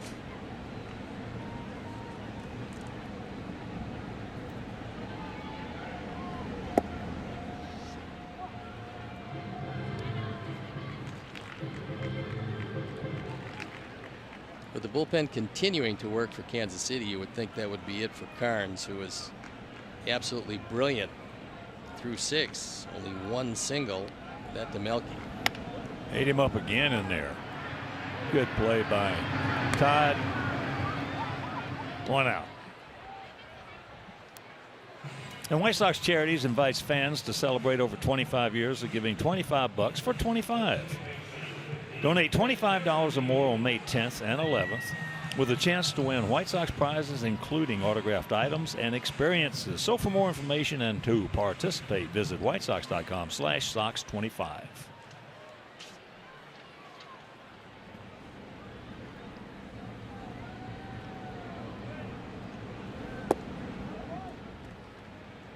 Merrifield 0 for 2. Outfield shading him to right center field. The gap is in left center. Melky well off the line and left. He went out to Melky back in the 4th inning.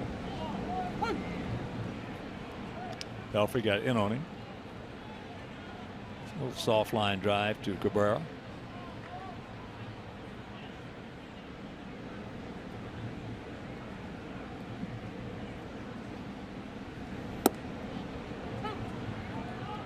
And the count moves to 1-2. Merrifield just kind of shook his head because he was guessing, and he got a fastball right down the middle and just took it. He is way up on the bat.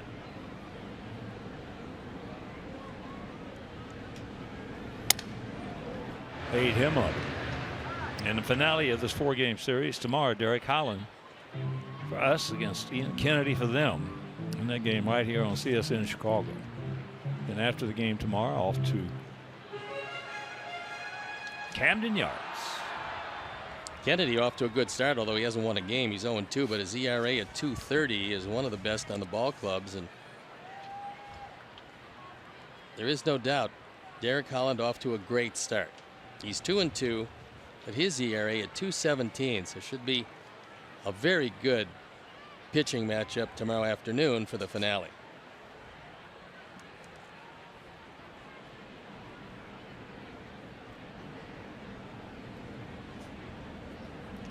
One, two.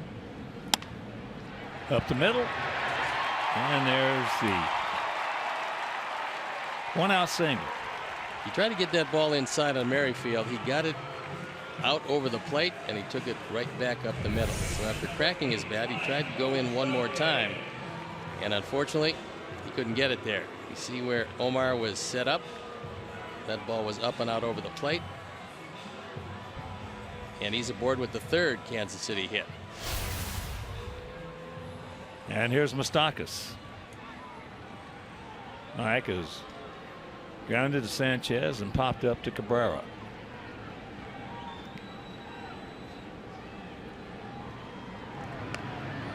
In that Orioles series, we're going to run Gonzalez, Covey, and Quintana out there. They're going to run Wade Miley, Dylan Bundy, and to be announced against us.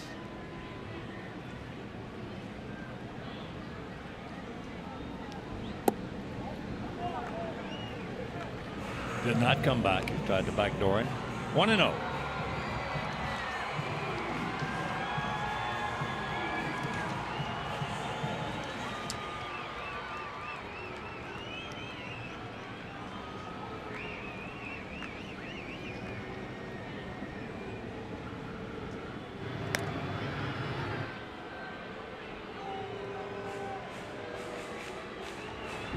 Dan Jennings in the pen.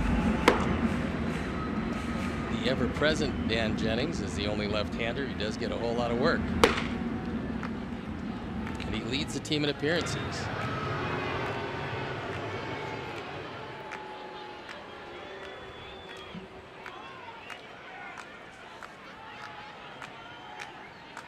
Merrifield 1 for 1 in stolen bases.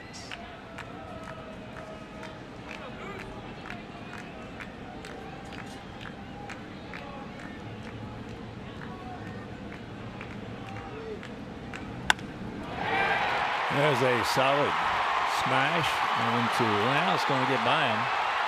So here comes Merrifield. He's going to score. And it's 1-0 Royals.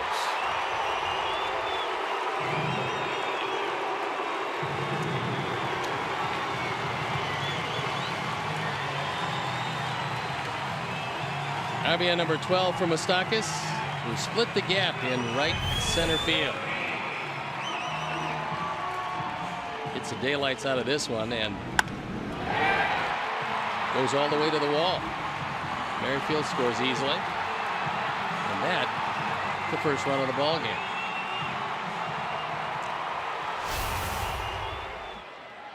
That'll bring up Kane. He is 1 for 2.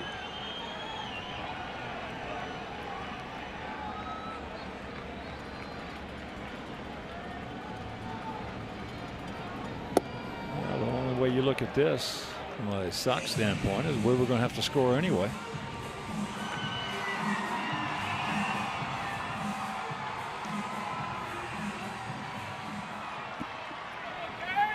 Well, there's no doubt that Jennings is getting ready for Hosmer.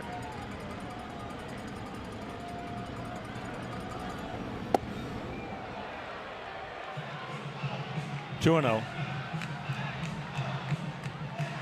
Fourth inning, a little bit tough as far as the pitchers are concerned. Other than that, Pelfrey has kept it to a minimum of pitches.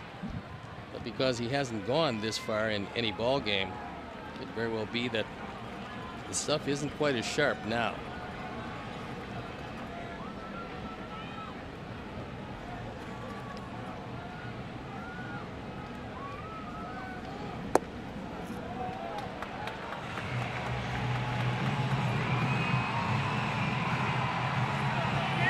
3-0.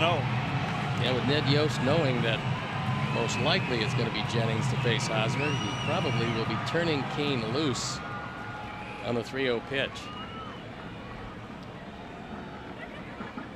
Outfield straight up, Bobby. Short and right.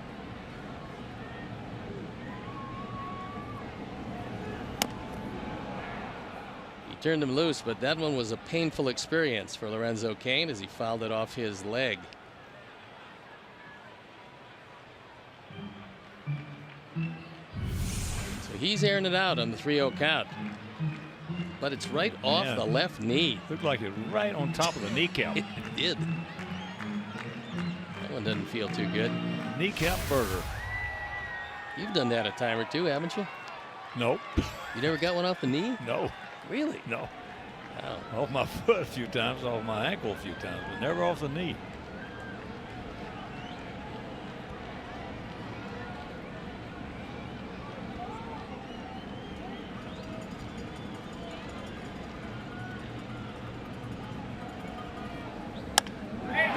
And that's trouble.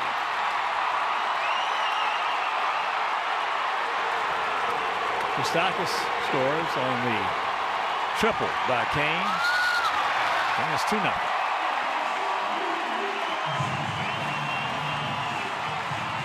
Consecutive single, double, and triple, and I don't believe Mike's going to be around for Hosmer as Cain takes it the other way, drives in just his 6th run of the year, and makes it a 2-0 game as this one scoots by Avi. And then Cain is off to the races. Long strides, very quick. He's able to coast in easily at third base. That's going to bring Ricky Renteria out. That's going to mean the end of the night for Mike Pelfrey. And so Ricky calls to the pen. Mike Pelfrey takes a walk out after a really strong performance. And as he walks out, so will we. We'll be back.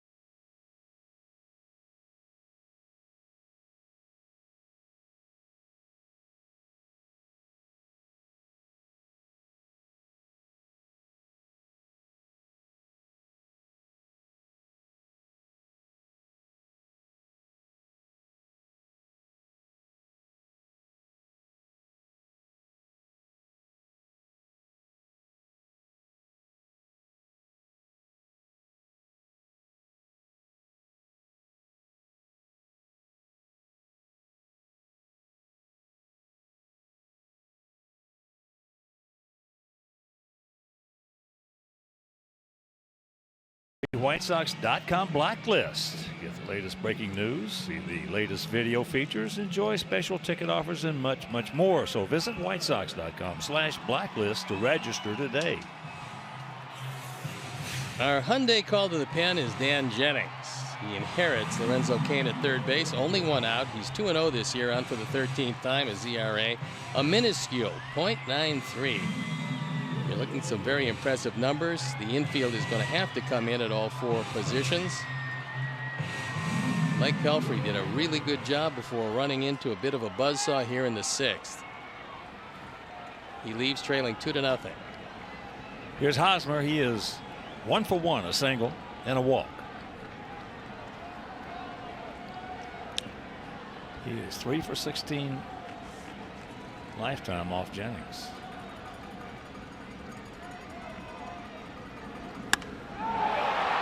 That's going to get the job done. Nice play. Nice play by Leary. Meanwhile, it's 3-0. RBI number 9 as Hosmer took that to the deepest recesses of the ballpark. It looked like Leury might have gotten shaken up a bit as he collided with the wall. He's still feeling the effects of that. Hosmer thought he got it. He did, but this park's a little too big for him that way. And Leury still feeling the effects of a very strong play and a collision abruptly with the wall. Like he hit the side of his head on the wall. Meanwhile, here is Perez, 0 for 2.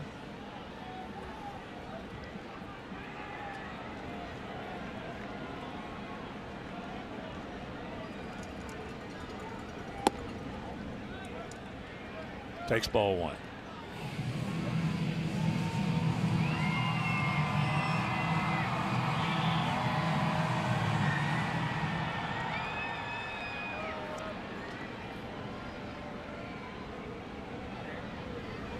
All just started, 1 out, nobody on.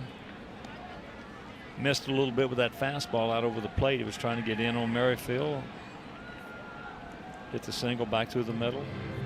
Moustakas with a bullet double in the gap. Triple by Kane, sacrifice fly by Hosmer.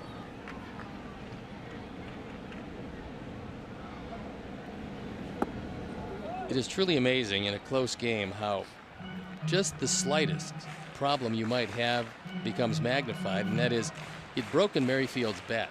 We're talking about, in this case, Pelfrey broke his bat, got a new one, tried to get inside again, got it out over the plate, and that started the 3 runs that Kansas City is enjoying right now.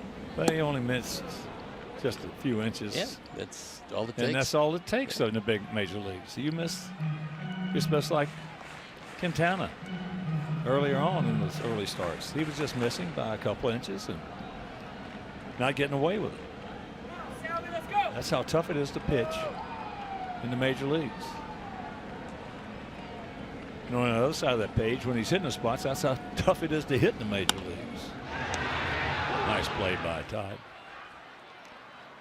But a crooked number goes up on that board. We'll go to the 7th, trailing 3-0.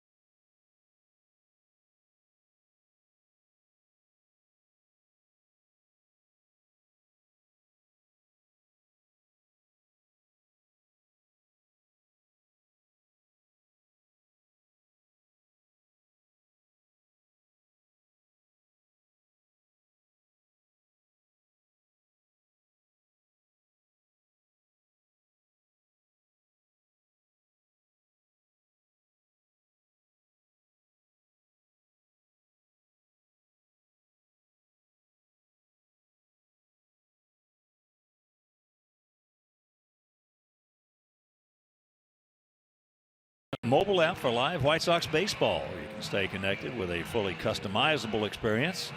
Get White Sox home screen icons and app features, as well as game day, live game, video highlights, radio broadcasts, statcast, news, and more. Download MLB.com at bat today. Peter Moylan coming in the ball game on for the 16th time. So when you talk about busy men, very few guys are as busy as he is. ERA up over 5. There you look at the numbers. Control's been pretty good. He's very tough on the right-handers at 235. Left-handers have torched him to the tune of 375.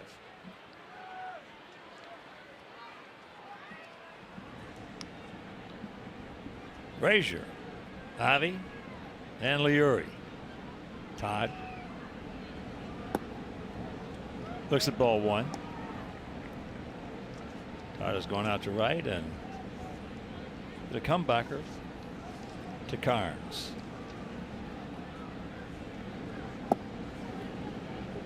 Nate Carnes was absolutely terrific tonight. 6 innings, 1 hit, 1 walk, 7 strikeouts, including 4 in the 6th inning. And our Mike Pelfrey was terrific for 5. He was very good. There's a strike. 2-1. Matt Strahm, a talented young left-hander, off to a slow start this year, but at times last year we saw him, he was absolutely unhittable. Very good curveball.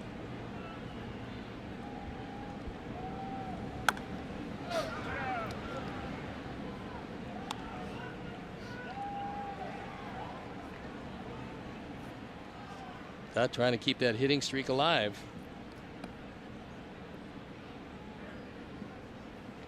If not here, he most likely will get one more shot at it.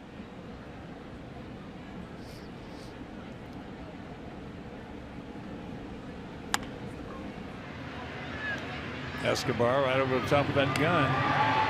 He's got one. 1 out.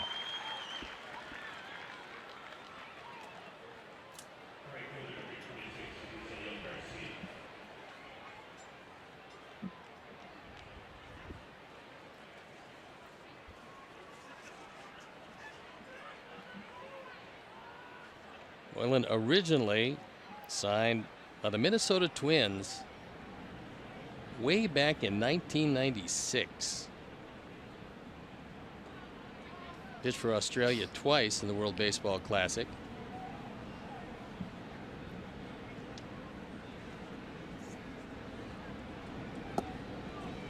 Breaking ball strike to Avi, who's 0 for 2.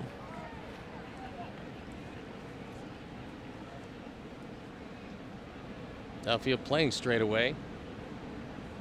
No shift at all. It's rare when you see that.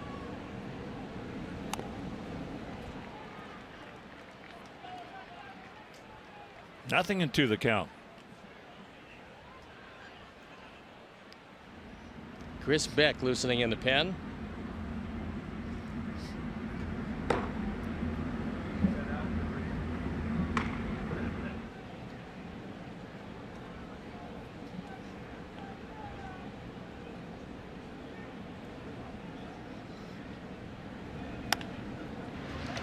That's a fair ball. Look at the play. Well, that's just an outstanding effort, especially when you factor in the speed of Avi going down the line. Moustakas diving into foul territory with enough arm to get up, the quickness to get it across, and the accuracy to make sure that he's out at first. Big effort by Moustakas. Well, he is a terrific third baseman, as we talked about earlier. That's a major league play right there. And beats him by a half step at first. Huge effort.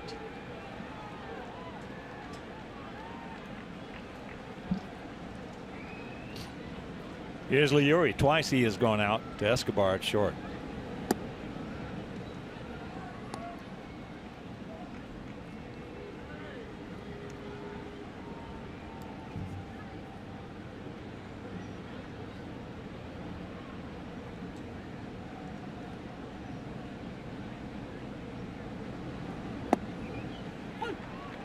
There's a play right there. If you're the hitter, get back to that dugout and you go to the top step of it.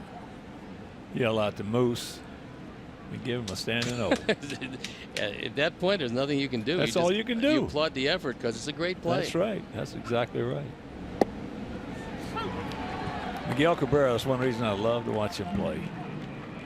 He would have done that. Oh, he's very good about. Oh yeah. Giving congratulations when guys make a good play against him.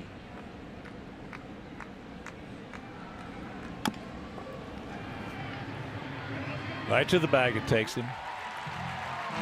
7th inning stretch, not good.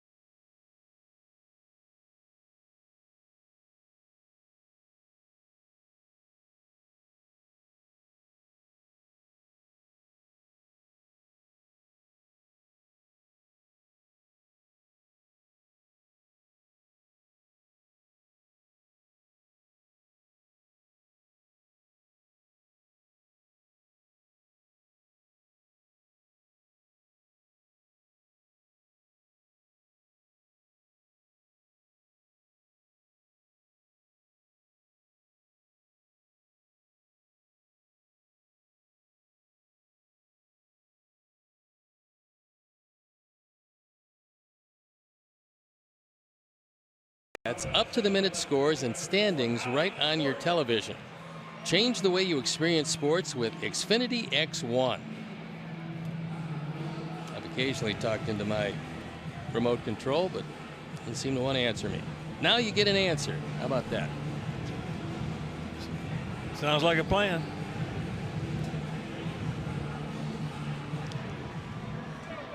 Bottom of the 7th. Gordon, Bonifacio, and Moss. Scheduled hitters. Alex 0 for 2.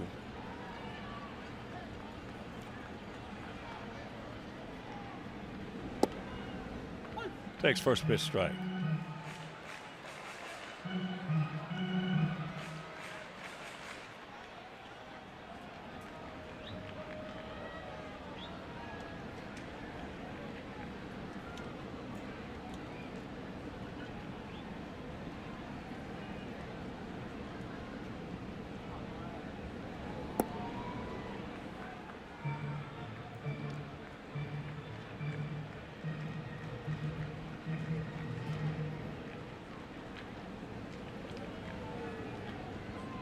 Three, 5, and 1 for them. 0-1 and 0 for us. Just one hit, that coming back in the first inning. Single by Cabrera.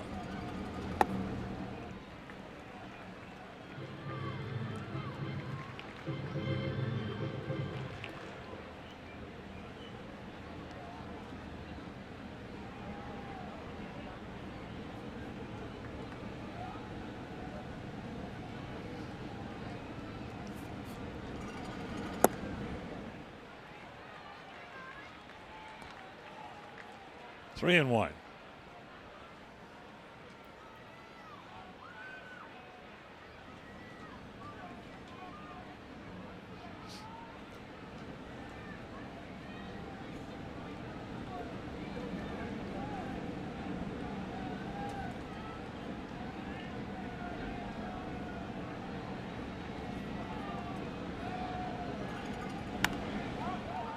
And a full count.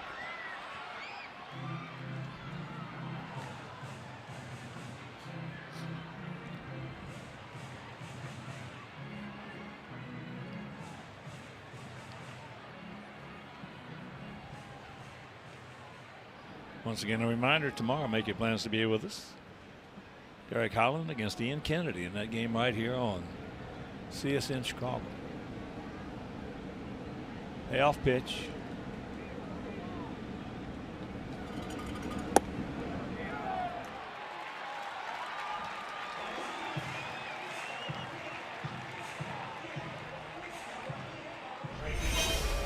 That's what it's going to look like tomorrow afternoon for the finale. Both pitchers off to terrific starts. Kennedy has not won yet, but doesn't diminish. A 2.30 ERA in the 5 starts. Opponent's batting average just 159. Very respectable 2.04 for Derek Holland. So here's Bonifacio. He's 0 for 2.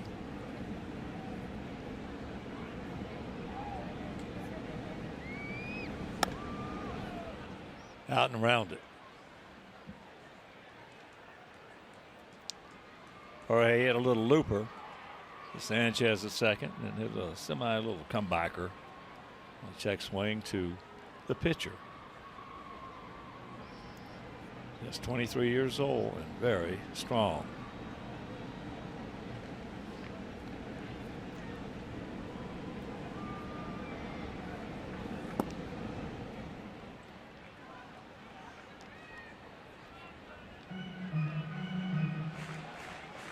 Not quite sure where they want to play Bonifacio, but for the moment, he's playing right field. Got a good enough arm certainly to play there. He's got enough speed to play just about anywhere.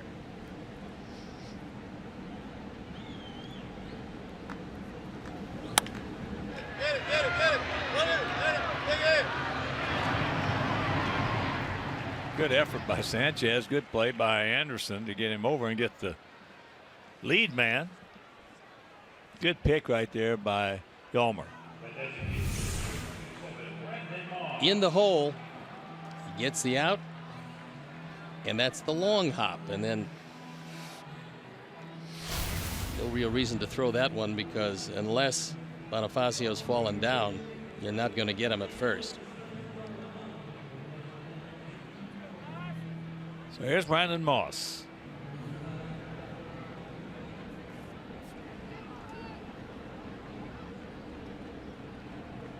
Keep the ball up on Moss, you've got no problems.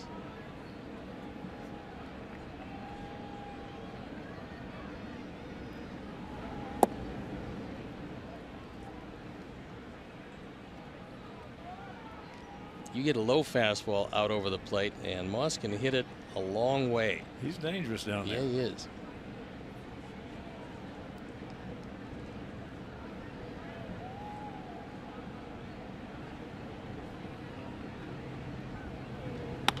And there's a base hit.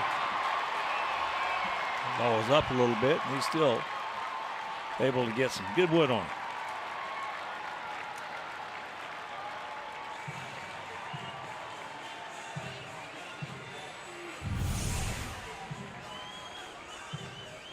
Belt high, takes it through the right side. The shift was on, but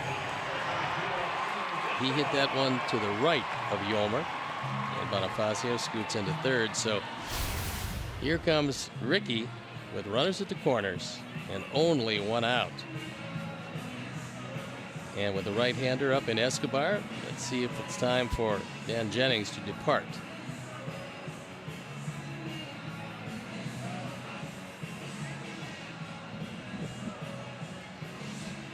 The way he's talking to him, you would think that he wants him to stay in the game, and one of the things he's talking to him about is the possibility of a bunt from Escobar.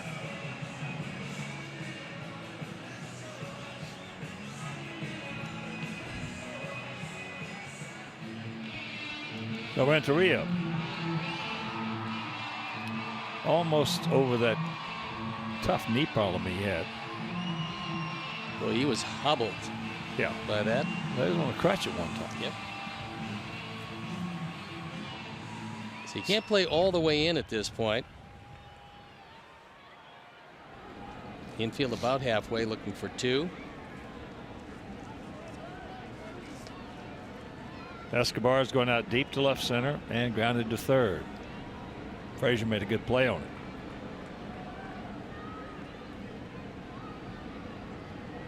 He has one sacrifice bunt this year.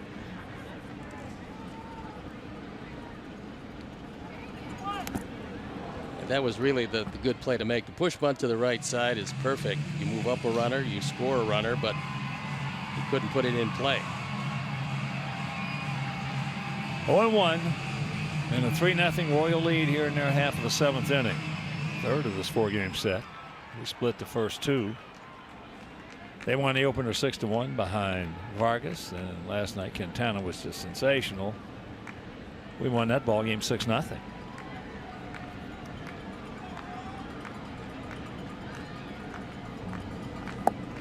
Yes, he did. And the count 0-2.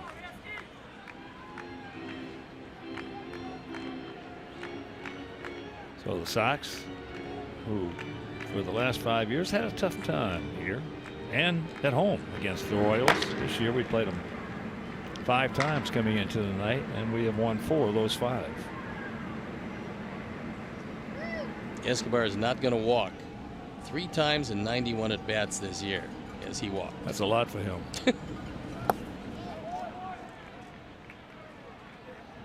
That's low, and Omar keeps it in front of him.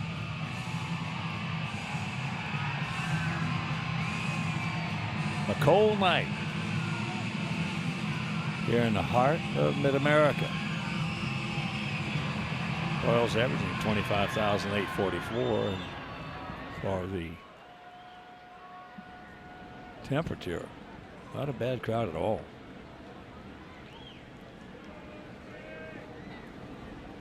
Outfielders short, especially Avi and Wright. Avi lately has really been moving around out there, probably just about as much as any right fielder you'll see, and he has not been afraid to play short on certain guys. They'll tell you his confidence is growing and growing. Well, and justifiably so. He believes he's moving a lot better this year than he has in any year past. He's right. Oh, he's made some terrific plays out there. Every now and then you get burned, but that's okay. And that's by tied down the left field line. It's 4-0 on the double by Escobar.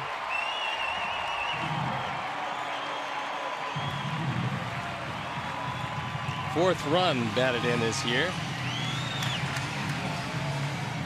Mercedes got out in front of that. It's going to be the last pitch Dan is going to throw as he takes it down the line past the diving Todd Frazier. Well, he didn't kill it, but he got it just enough of it. His tie was in. And he'll pick up his 6th two-bagger. He departs. And we'll be back.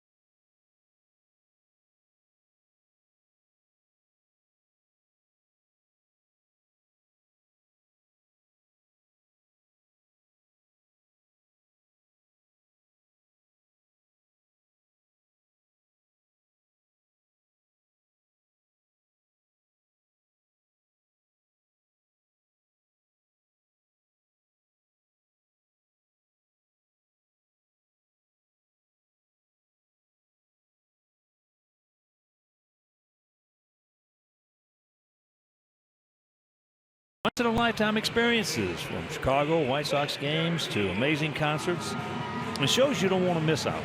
StubHub, your ticket out. StubHub, the official fan-to-fan ticket marketplace of the Chicago White Sox.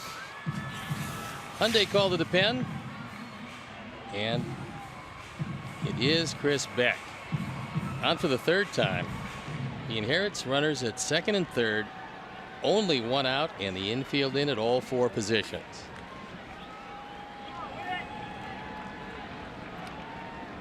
Here's Merrifield. Whit started off that 3-run 6th, and that's going to get the job done.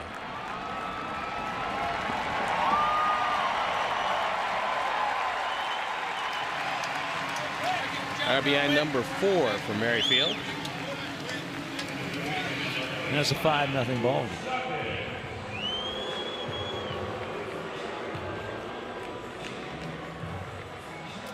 22,298.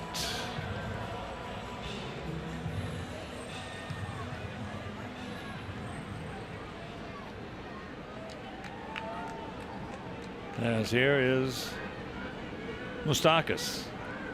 1 for 3, a double, RBI, and a run scored.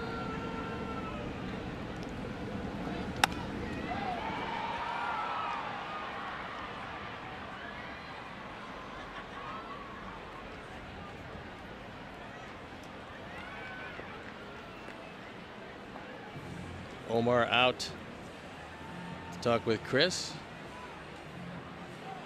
What he wants to do with Moustakas, who last time up looked like he might have been off the plate just a bit more than he was in the earlier at bats. He's pretty much in the same spot now against Beck.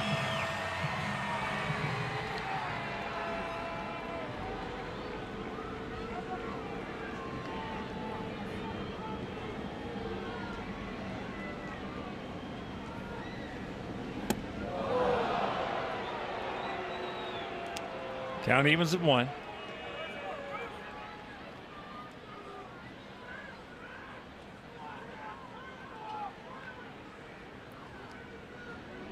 Just joining us, Orioles 3 in the 6th, 2 so far here in the 7th.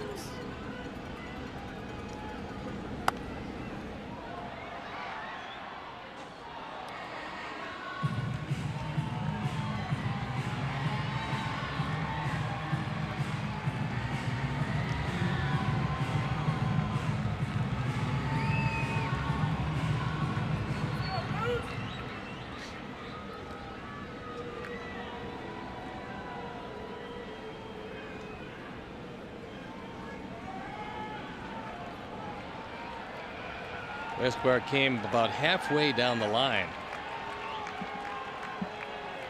With Frazier playing pretty much a straight up shortstop, he knows he's got all kinds of room to get a lead, and looked like he was thinking about stealing home.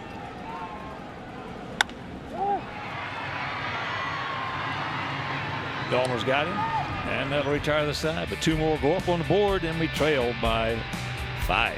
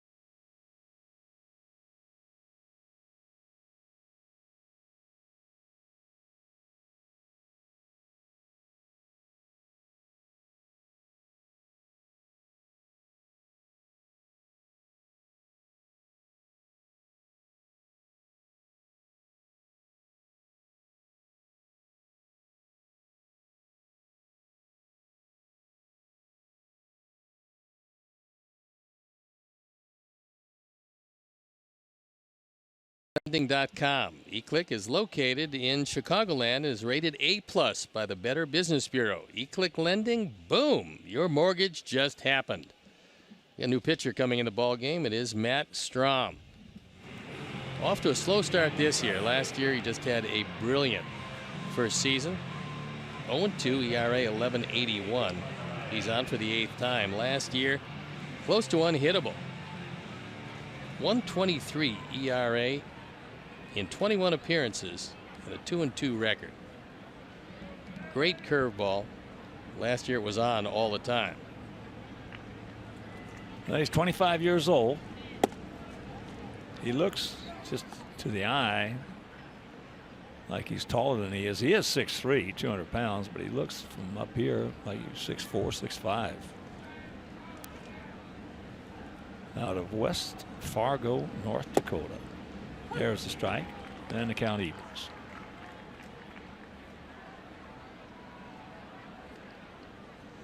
Last year he was a starting pitcher in Double-A at Northwest Arkansas, and then when he came to Kansas City, they moved him into the pen where he was very effective.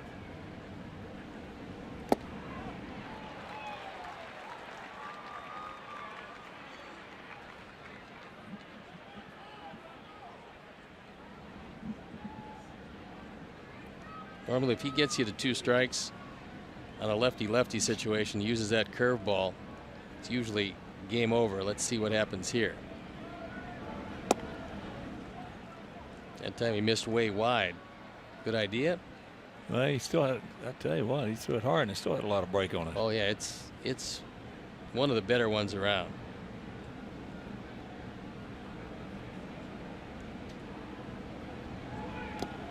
Reminds me a little bit of Dan Plesac. A lot of motion out there.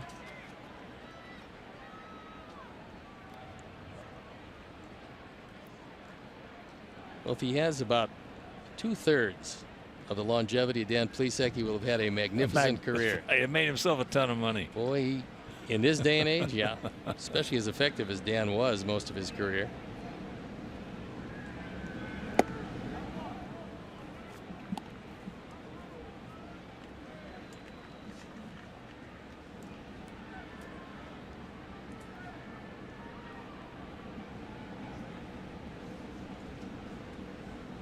Here's the payoff pitch.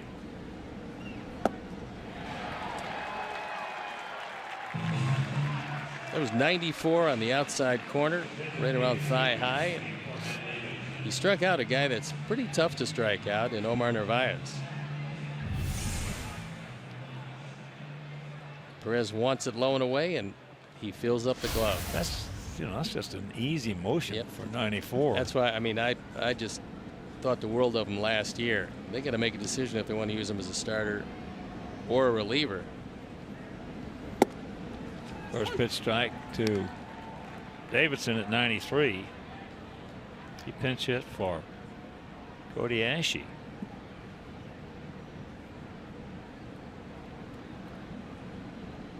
Strom originally drafted in the 22nd round by the Royals. He decided to sign. He was committed to go to Nebraska, but felt he wanted to start his professional career, and that he did.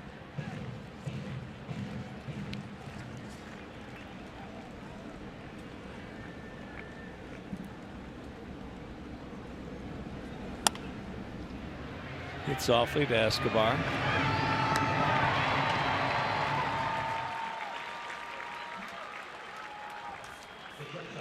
If you're just joining us, our guys just couldn't get anything going offensively tonight, mainly because of Nate Carnes, who had a lot to do with that. Yeah, Boy, he really was sharp. He was brilliant. Yeah. Struck out 4 men in the 6th inning, 7 overall, walked 1, gave up just 1 hit, that to Melky in the 1st inning, and that was that. Moved the ball around, had a real good curveball. Yeah, he did. That's what they had in mind when they brought him over from Seattle. Because they gave a pretty good player. Well, you Garrett framed Dyson. him. You framed him good up in the 1st inning, saying if he gets the curveball over, we got a tough time with him. Yeah, and he did, and unfortunately, that's what happened. Anderson. Well, sometimes when guys like that, as a hitter, either before in the hitters meeting or going over it with the hitting coach or whatever, you got to make up your mind. Hey, I can't do anything with him on that curveball. I got to try to figure out a way to get in that box someplace that I can make him throw me the fastball. And if he doesn't, then grab some bench. But at least you had a chance to be dangerous, because you're not going to be dangerous looking for the ball, period. No, with Carnes, you just have to hope that it's one of those nights where he's not getting the curveball over. Then he's a little more comfortable to face. But tonight wasn't one of those nights. He got everything over.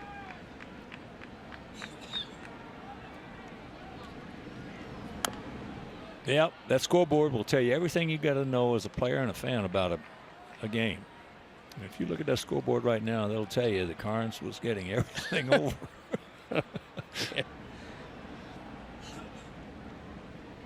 Because we didn't exactly hang out some ropes on him either.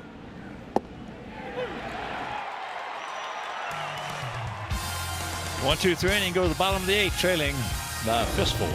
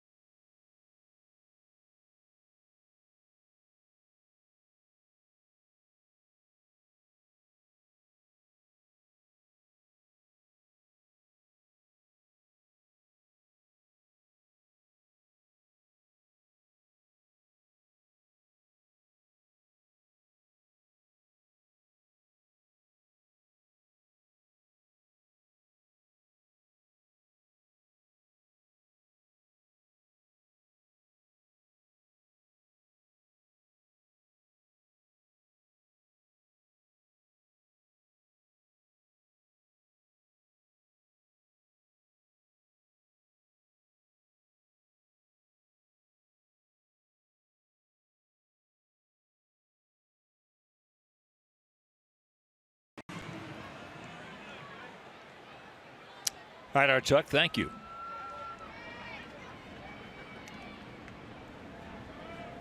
Well, that's an interesting scenario that could have developed in there. In Boston, we'll have to see how it plays out.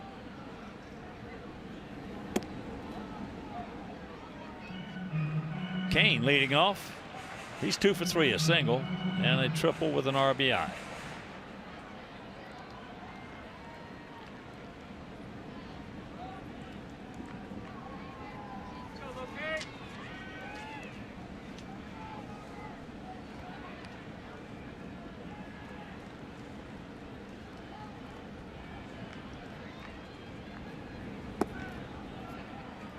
Two and 0 the count. And just checking over some scores for you. Minnesota leading Oakland 7-3, bottom of the 7th at Target Field. That's whopping. The Braves down in Atlanta 16-5. That's on the top of the 8th.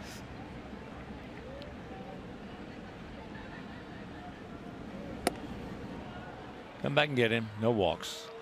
Marlins leading Tampa Bay 10-5, bottom of the 9th in St. Pete. Yankees leading Toronto 8-6, top of the 9th in the Bronx.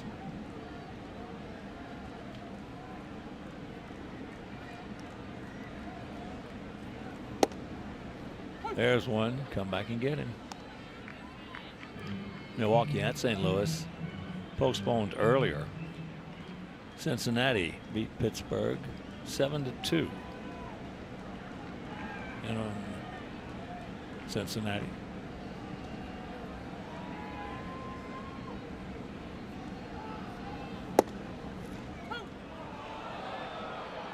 There was a break. That ball was way inside off the plate. That's one of the few tonight that Adam Hamari has missed. Omar did a nice job of actually just easing it back in the zone, even though it was about 3 inches inside off the plate. Cleveland beat the Tigers 3-2 in Detroit. Payoff pitch. High right side. Avi.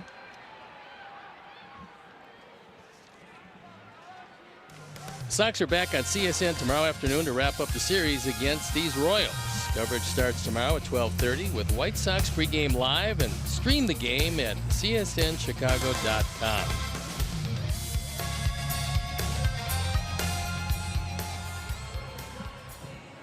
So here's Hosmer. He's 1 for 1 with a walk and a sacrifice fly. Red Sox beat Baltimore 4-2 at Fenway.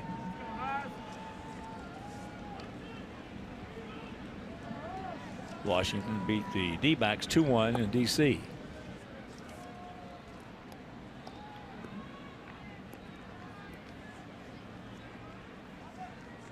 Houston 18-9 beat Texas 8-1.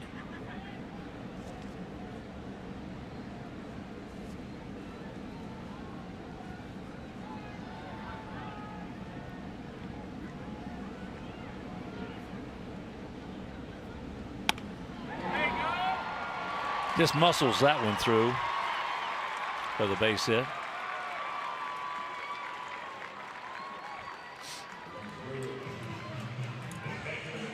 This is the way that Hosmer has to hit to be successful. He will occasionally pull the ball, hit it out of the park, but he's had a perfect night tonight.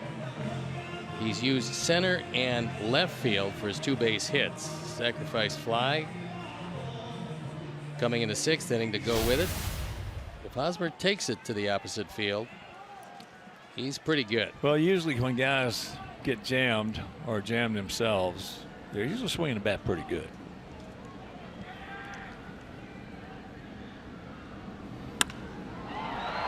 Pokes that one deep into right field. And Avi is there. So Perez now 0 for 4. That's an old saying. Show me a guy can't be jammed and I'll show you a bad hitter. Only the adjective they used was not bad.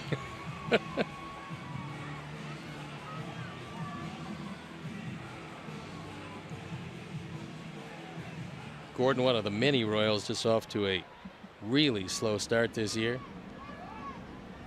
Well, they're only hitting .211 as a club. Yeah, I mean, and run scoring last in the major leagues heading into tonight. For them, 5's a bonanza.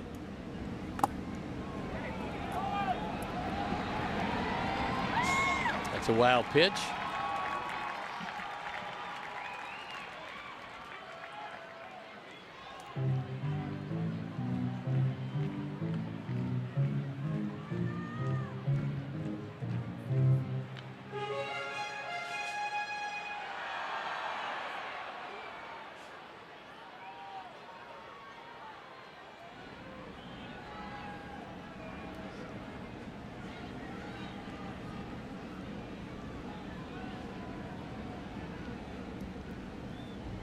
One-0 pitch to Gordon.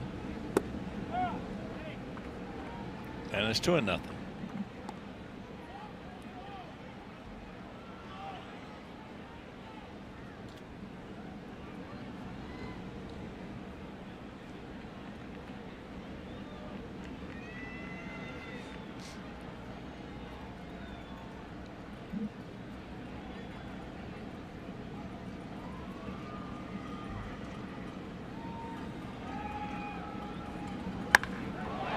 Ball is just smoked down into the corner. Well, the run scores, and it is 6-0. Gordon got out in front of a high fastball. Well, he's going to hit, you know that. Yeah, and he drove in his 6th run of the year. His 5th double. He is going to hit.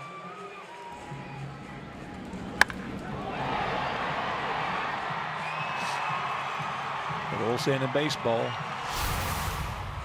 you're never as good as you look when you're winning or as bad as you look when you're losing. And that is so true most of the time. Bonifacio 0 for 3.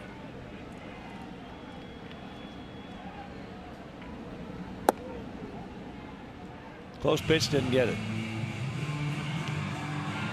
And that Houston 8-1 lead in 7th inning over the Rangers. Correa's 4 for 4 with a homer. Brian McCann is homer.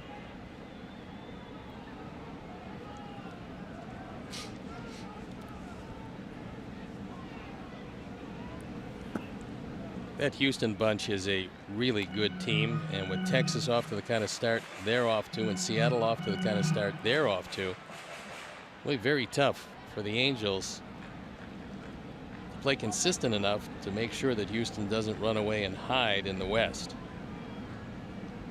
Well, certainly adding Brian McCann helped him. Can't get that one. Also, that kid Bregman. Supposed to be something. Oh, he's a good one. #1 draft pick out of LSU. You got Springer, Reddick, Altuve, Correa, McCann, Bregman, and Dallas Keuchel off to an unbelievable start this year.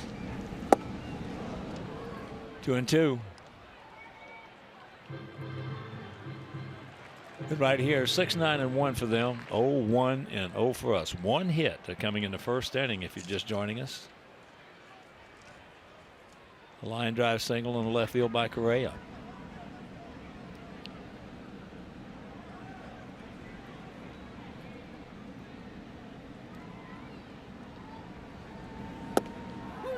He gone.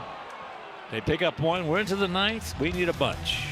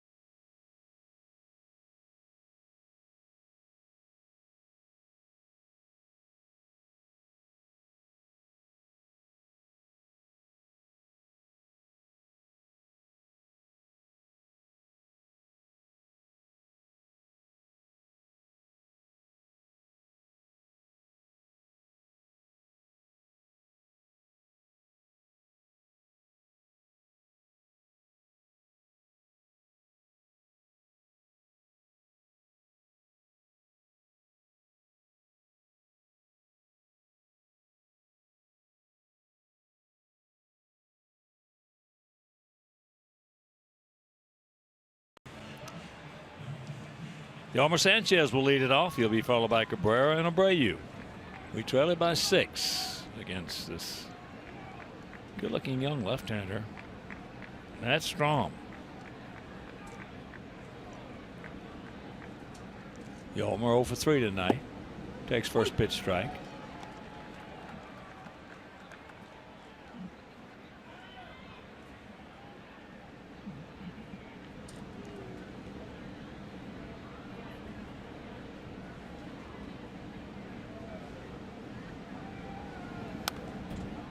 Good rip.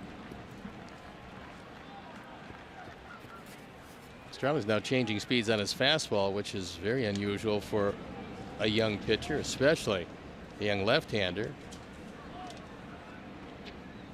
Homer wants something to help with the grip. It's a pine tar stick.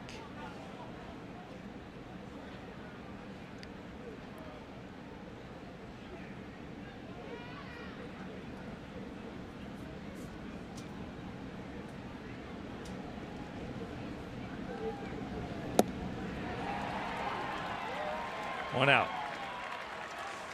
Just like we promised you earlier in the game, it's Miller time, brought to you by Miller Lite, and here's our Miller moment, and it came off the bat of Mike Moustakas. Mike Pelfrey was sailing right along, and Moustakas drilled this ball into the gap. His double in the 6th inning set the stage for a 3-run 6th, and for all intents and purposes, that was the ball game. Our Miller moment.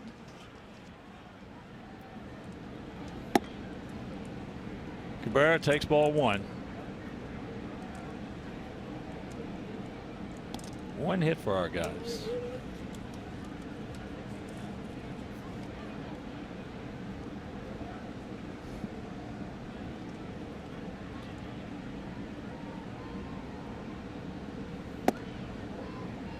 Two and 0 the count.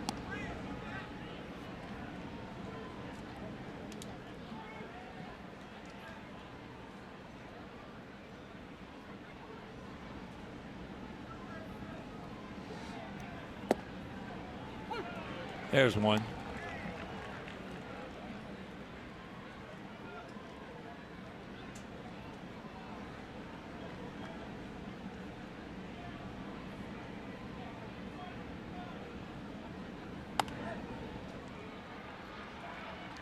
And 2 and 2 the count.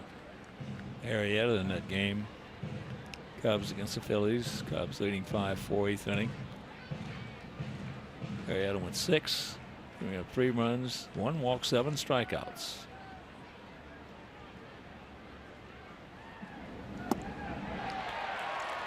That's 4 strikeouts in an inning and 2/3 for this Strong kid.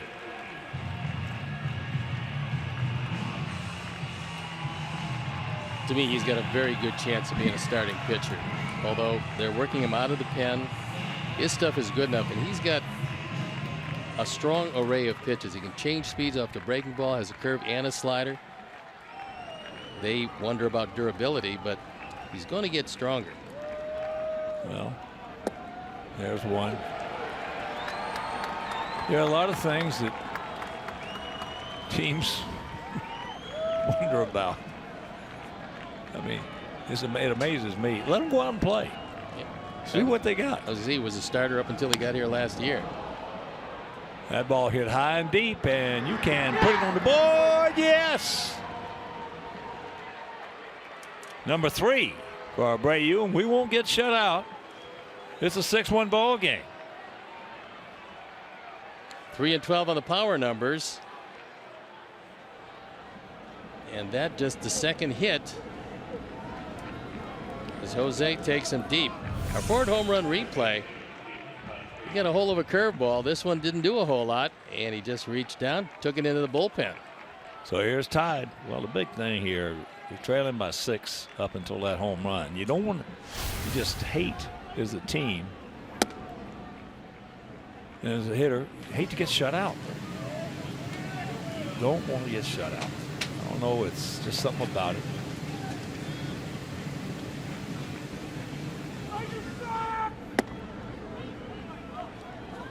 Two and 0.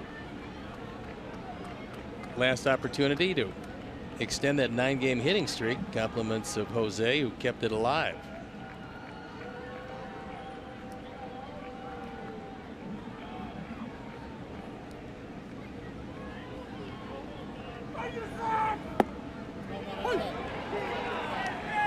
There's one.